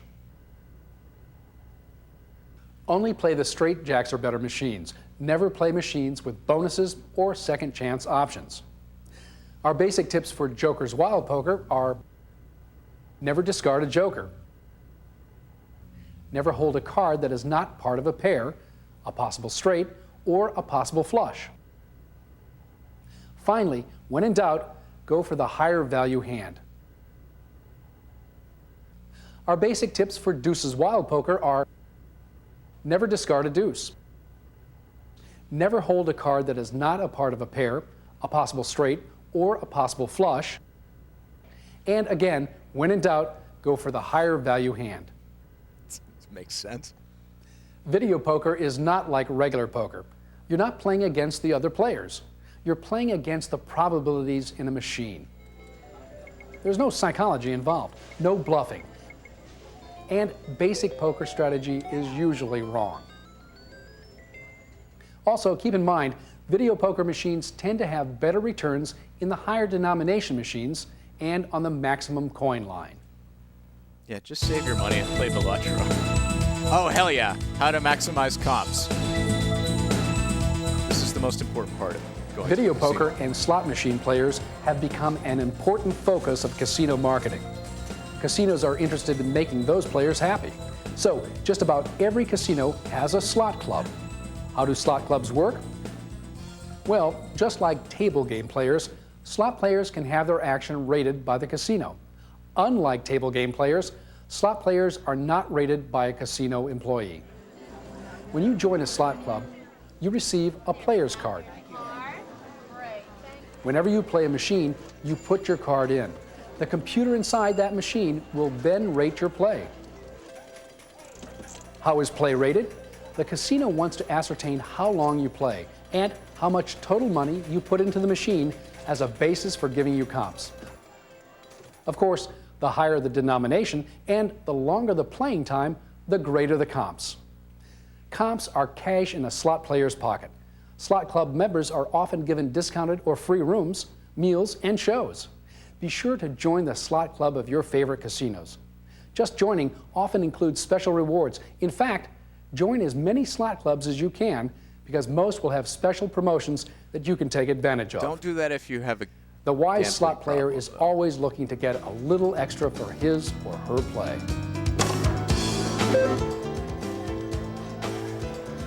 You're a problem Chance gambler. to You strike probably it shouldn't rich do any of quick. these things. Perhaps no other game offers such promise, and no other game so often delivers as the slot machine. After all, progressives like Megabucks and Quartermania have created nearly 150 instant millionaires in the last decade. They've even created some unwitting ones. A few years ago, a cardiologist was smoking a cigar while playing blackjack. The pit boss told him he couldn't smoke there anymore. So the doctor got up, took his chips over to one of the Megabucks machines. He put in 3 $1 coins in the slot, pulled the handle, and won $9 million. Lucky breaks like this continue to stir the passion of slot players all over the world. All you need is a coin, a dream, and just maybe a cigar. Thank fucking Christ we got to see James Coburn Location smoking at his Silver cigar. City Casino on the Las Vegas Strip, provided by Circus Enterprises. Oh, Circus, the worst casino in Las Vegas. Additional production assistance provided by the Claridge Casino Hotel in Atlantic City.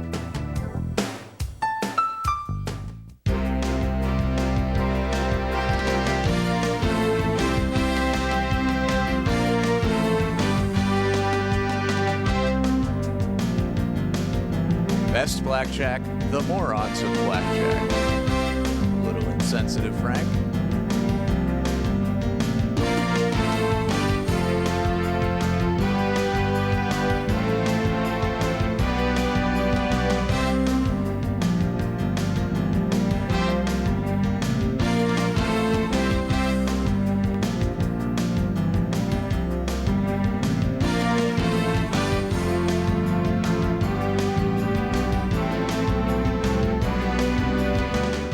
For more information on author and gambling expert Frank Scobletti, write to Payone Press, Box 610, Lynbrook, New York 11563.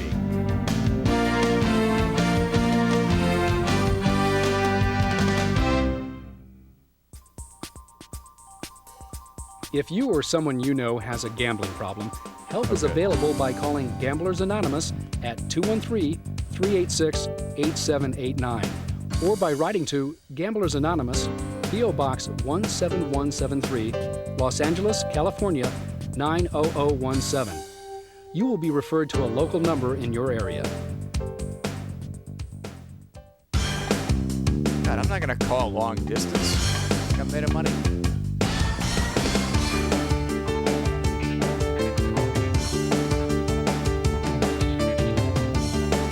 I was planning to end the stream, but I will, if you want. I'm more inclined to do Puff the Magic Dragon, simply because Tom Bernard has been waiting patiently for that one, and it seems chill and fun. And I'd rather do animation tape on Saturday. And yeah, Puff is shorter.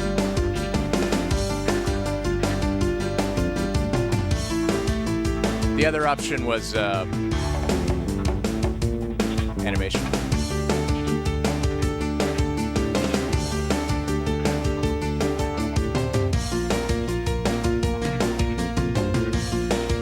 It very well might get content ID.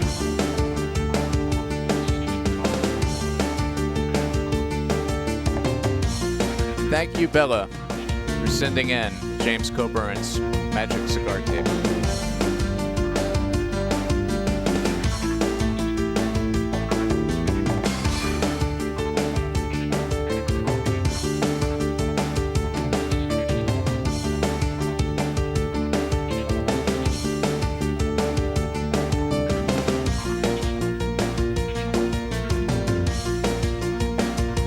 This is a lot of credits.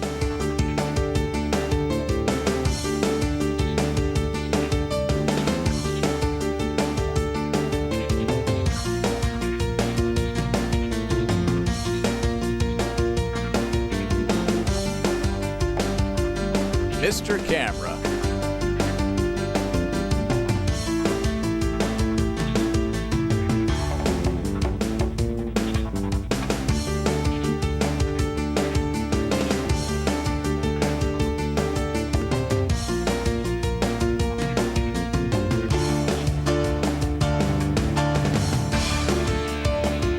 Jesus. All right, I'm getting up.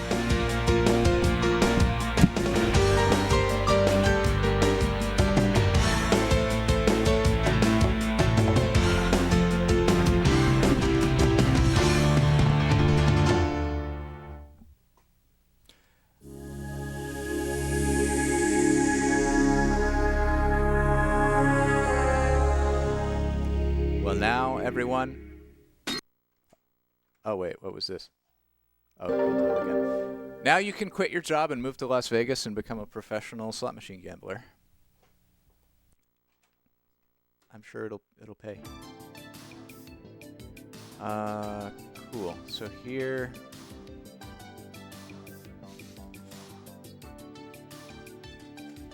All right. So, one more tape for today. It is, oh yeah, approximately 25 minutes.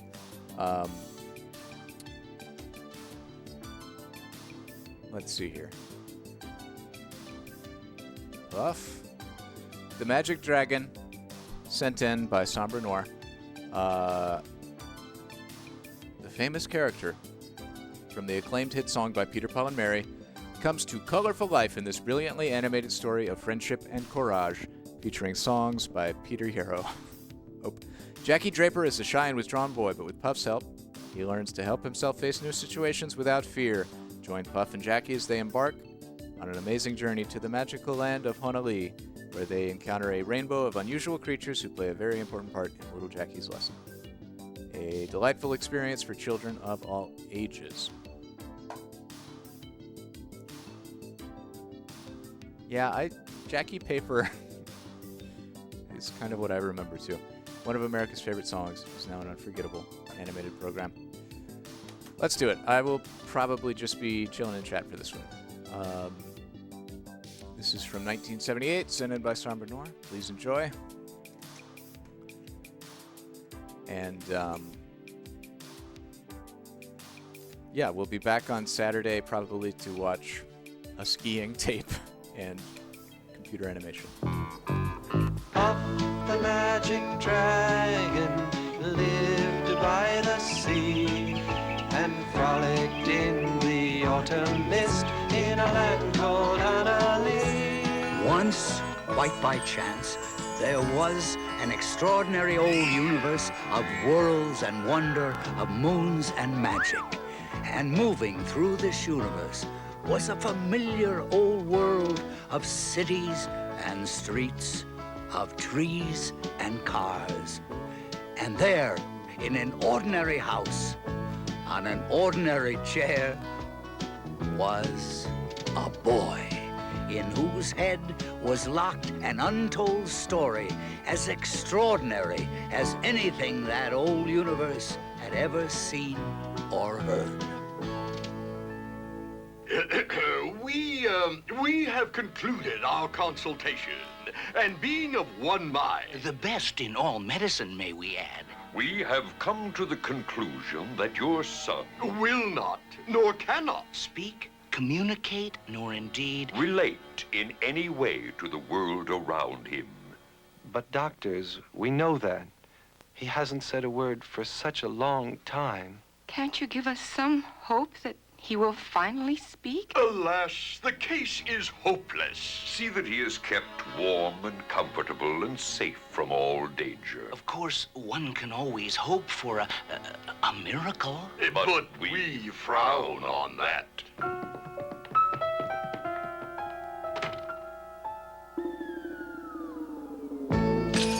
His name is Jackie Draper. And don't worry, magnificent things are about to happen.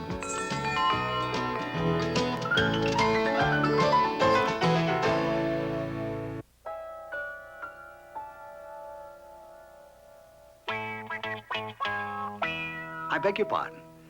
Could you tell me if you just saw a dragon pass by? I could swear I saw one. Most unusual nowadays. Oh, your mirror across the room. I did see a dragon. Me.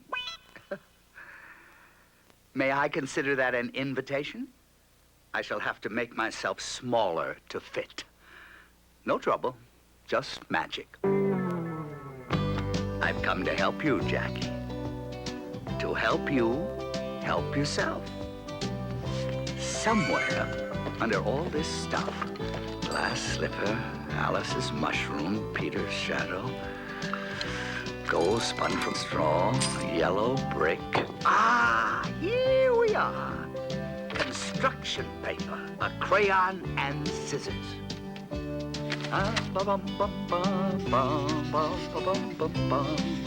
I'm one of the few dragons ever to have a song. That is because instead of destroying things, I try to muddle through. Ah, here we are. Jackie Draper, this is Jackie Paper. Now, I'm going to borrow the living thing inside you and place it inside Jackie Paper. Your living thing, you wonder what it is. It is that which causes you to laugh and to cry, to hurt and to care. It's that which makes apples crunchy and tells your nose to tingle on a crystal winter's morning. It's kept in your left ear, you know. Quick, before we catch cold. Am I all better? Well, we'll see. To be truly better, you must make a journey with me. Impossible for Jackie Draper, but Jackie Paper, he can go anywhere, so long as it's magic. Come along now. But where are we going? That's a good question, Jackie. We're going to Honolulu. What's Honolulu? My kingdom by the sea. Well, it's not exactly a kingdom. It's a kingdom. A few acres and independence, but it is rather magical. Let me show you. Oh, it's beautiful. It's Honolulu. Is it far away? As far as your fondest hope, and hopefully as near as your sweetest dream. Come along now. We'll build a boat. I'm afraid. Well, isn't everybody? Aw, Jackie, that's why I want you to visit Honolulu. But I've got to get there first, and I'm afraid of the sea. I want you to draw a picture of the sea on this window shade. Take my crayon. Okay, but it's gonna be scary. No wonder. I suppose it can be that way. But if you'll just look through my puff, I'll show you how it might be. That way, too? Mm-hmm. I I like you, Puff. Hey, let's build a boat. With what? I got stuff. All kinds of stuff. Little Jackie Paper loved that rascal Puff and brought him strings and sealing wax and other fancy stuff. We can use my bed as the hall. Magnificent! We'll cross the ocean on a magic boat. A magic boat. A magic boat. Let's cross the ocean on a magic boat And sail across the water. Let's make the mainmast out of my bedpost. My bedpost. My bedpost. We'll make the mainmast out of your bedpost and sail across the water. When we get to our magic land, yes, we can. I know we can. When we get to our magic land, far across the sea, let's make the rudder out of my guitar. My guitar.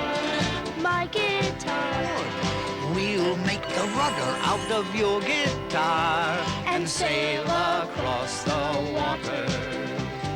Now we can sail away to Hanalei. Hanalei. Hanalei. Now we can sail away to Hanalei, far across the water.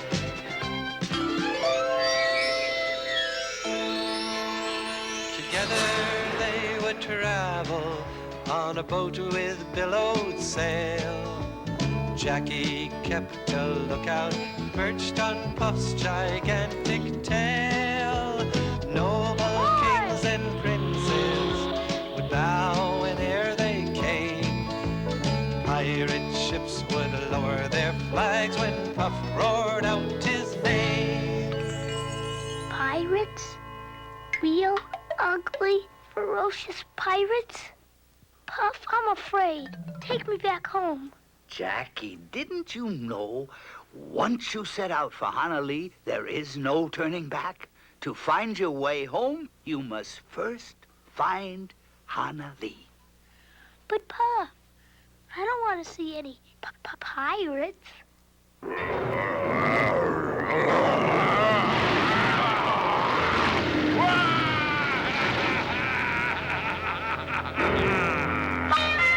Gotcha! You'll never get away. Now that is a pirate. Take me back! Take me back! I can't, Jackie. I told you. I'm long, John. Very long. Black and blue-beard kid. I'm bigger than big. And here I reign. The main Spanish pirate of the Spanish Main. He certainly is very long. What are you gonna do with us? Have no fear. I'll think of something terrible. What do we do? He said it. Have no fear. I'm scared to have no fear. Jackie, the first step in not being afraid is to see things as they really are. Just look through the ring, Jackie. You'll see. You mean underneath all that pirate stuff, Very Long John Black and Bluebeard Kid is just a baker at heart? Mm-hmm. Take care of him, Jackie. He's so much bigger than I am. Use your wits, Jackie. You can do it. Well, little boy, what are your last words? Well, Very Long, sir, can you bake a cherry pie, Very Long, Very Long? Can you bake a cherry pie, Very Long John? I can bake a cherry pie, quick as a cat can wink its eye. Pumpkin peach and half a dozen others. I don't believe you. You don't believe me? You're a pretty good pirate, but a baker, never. I'll destroy you! But first, I'll make you eat your words. I adore eating my words, but your pies, are even better. Best pies I ever tasted in my whole mouth. Oh, really? Oh, I've never been so happy.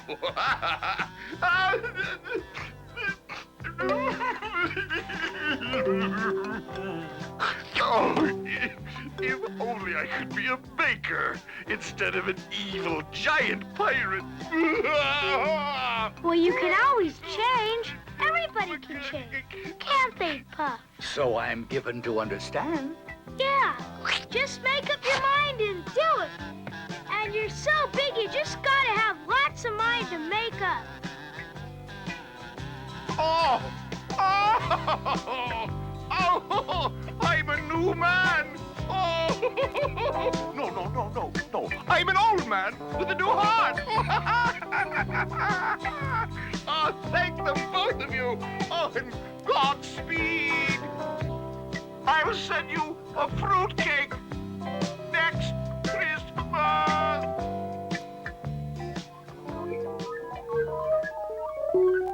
Where are we now, Puff? The sea of the starless skies. I don't like it, but I guess we've got to face it. Huh, Puff? If we want to get you to Honolulu and then back home, yes. I hate this old sea, the starless skies. It's not the sea's fault. It's the clouds. Why do they look so angry? They're jealous. They're jealous of the stars. You see, the stars can fly 1,000 times higher than those clouds can even imagine. And so, like all small-spirited and stupid beings, they believe that they can deny beauty by hiding it. Puff, look! A falling star. Aw, poor little thing. Listen to them. They're always happy when a star dies. But she's not dead, Puff. She wants to talk, but can't. Oh, I know just how she feels. We've got to save her. Alas, it's hopeless. Soon she will be nothing more than a cinder, unless somehow she can be hung back on her orbit. Well, let's figure out a way to get her back up there. We'll make the boat fly. Use your magic. Paint some wings. Why don't I paint some wings?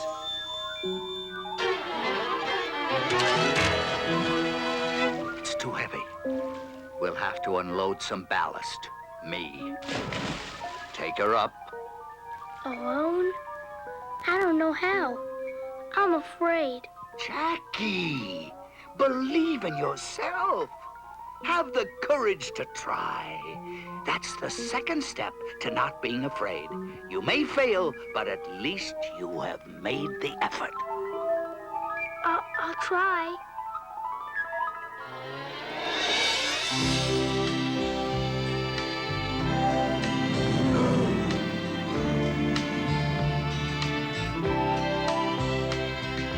We did it!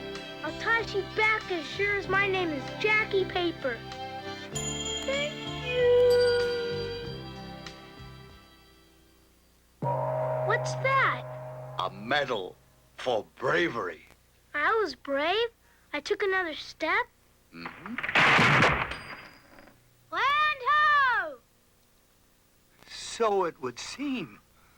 But where are we? What an awful-looking place. It can't be.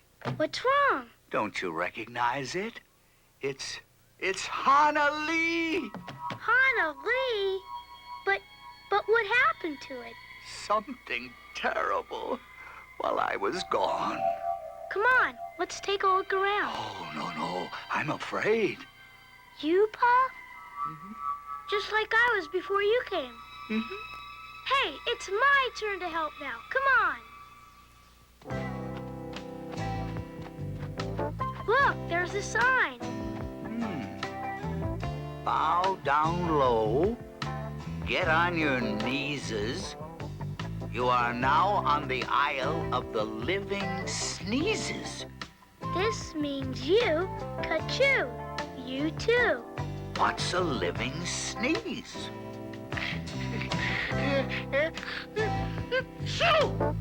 Are you a living sneeze, sir? What do I look like? A hiccup?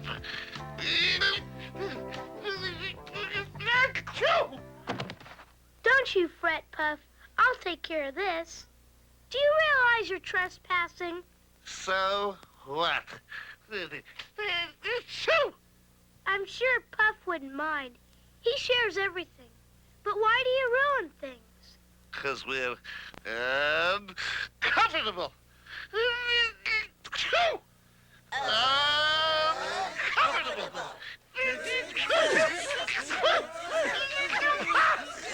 But why are you uncomfortable? Wouldn't you be if you was nothing but a nose? All stopped up and red and sore. I get it. Puff, they are what they are because they feel so awful. Use your magic to make them better. Hana Lee is my magic. And if it is spoiled, so are my powers. Puff! Jackie, this is no place for you. You must go home. You've completed your quest, and you don't seem frightened anymore. No, I wouldn't leave you. You must. I've all I can do to put up with the sneezes. You'd be just a bother. I want you to go and take the boat and, well, I want you to take the boat and go. Yes, sir, if you say so. A dragon lives forever, but not so little boys. Painted wings and giant's rings make way for other toys. One gray night it happened, Jackie Paper came no more. And Puff, that mighty dragon, he ceased his fearless roar. His head was bent in sorrow, green scales fell like rain. Puff no longer went to play along the cherry lane. Without his lifelong friend, Puff could not be brave. So Puff, that mighty dragon, sadly slipped into his cave. Puff, it's me. Jackie? You don't think I'd just leave you? We'll fix those sneezes, Puff. Look who I brought. Very long. Do your stuff. Noses dribble, noses droop. What you need's my chicken soup. Hey, what happened? It's like rain, but beautiful and all nummy. Chicken soup. Best cure in the world for sneezes. We're cured. Okay, now let's fix up Hana Lee the way it used to be. Weave me the sunshine out of the falling rain. Weave me the hope of a new tomorrow and fill my cup again. Weave me the sunshine out of the falling rain. Weave me the hope of a new tomorrow and fill my cup again. Blow the dust from castle towers. Shine on me again. Wash them down with rainbow showers. Shine on me again. Weave me the sunshine out of the falling rain. Weave me the hope of a new tomorrow and fill my cup again. Dragonflies and dragon flowers, shine on me again. Puff's got back his magic powers.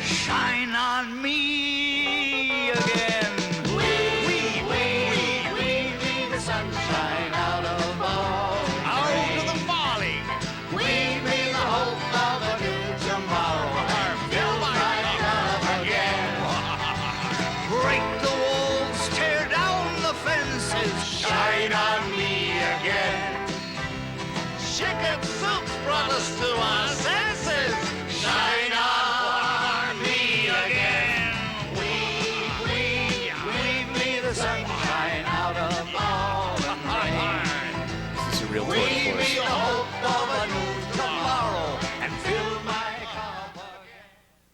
Pop, why are we back in my room? Because it's time for you to return. And time is far stronger than magic. But Pop.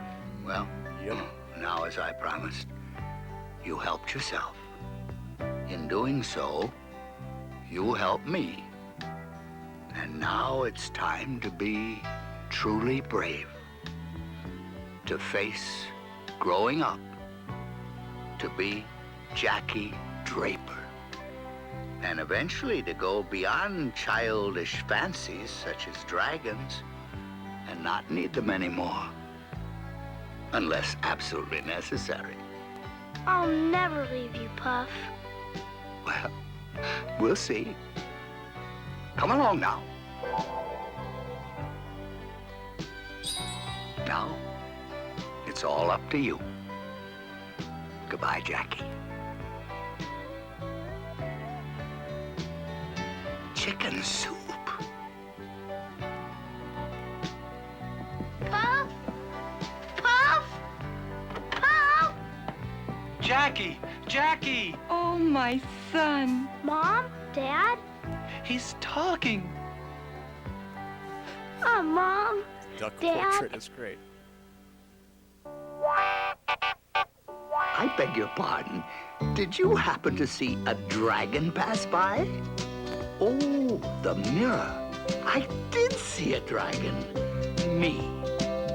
By the way, where's your fancy stuff?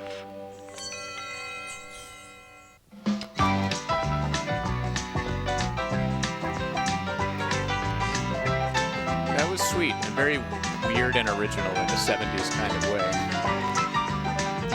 Burgess Meredith was great as Puff. It's odd to me that we didn't get the song. Like, we just got 2 verses. They didn't even sing the refrain. No, that was really sweet. Thank you to Sombre Noir for sending that in. I hope you enjoyed watching it with us. The moral of the story is, folks, life can be rough. But remember, you can always have soup.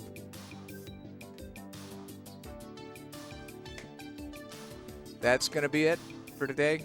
Thanks for joining us. We've learned quite a lot about dinosaurs and sewing and Oliver Peen and RNG and our inner children.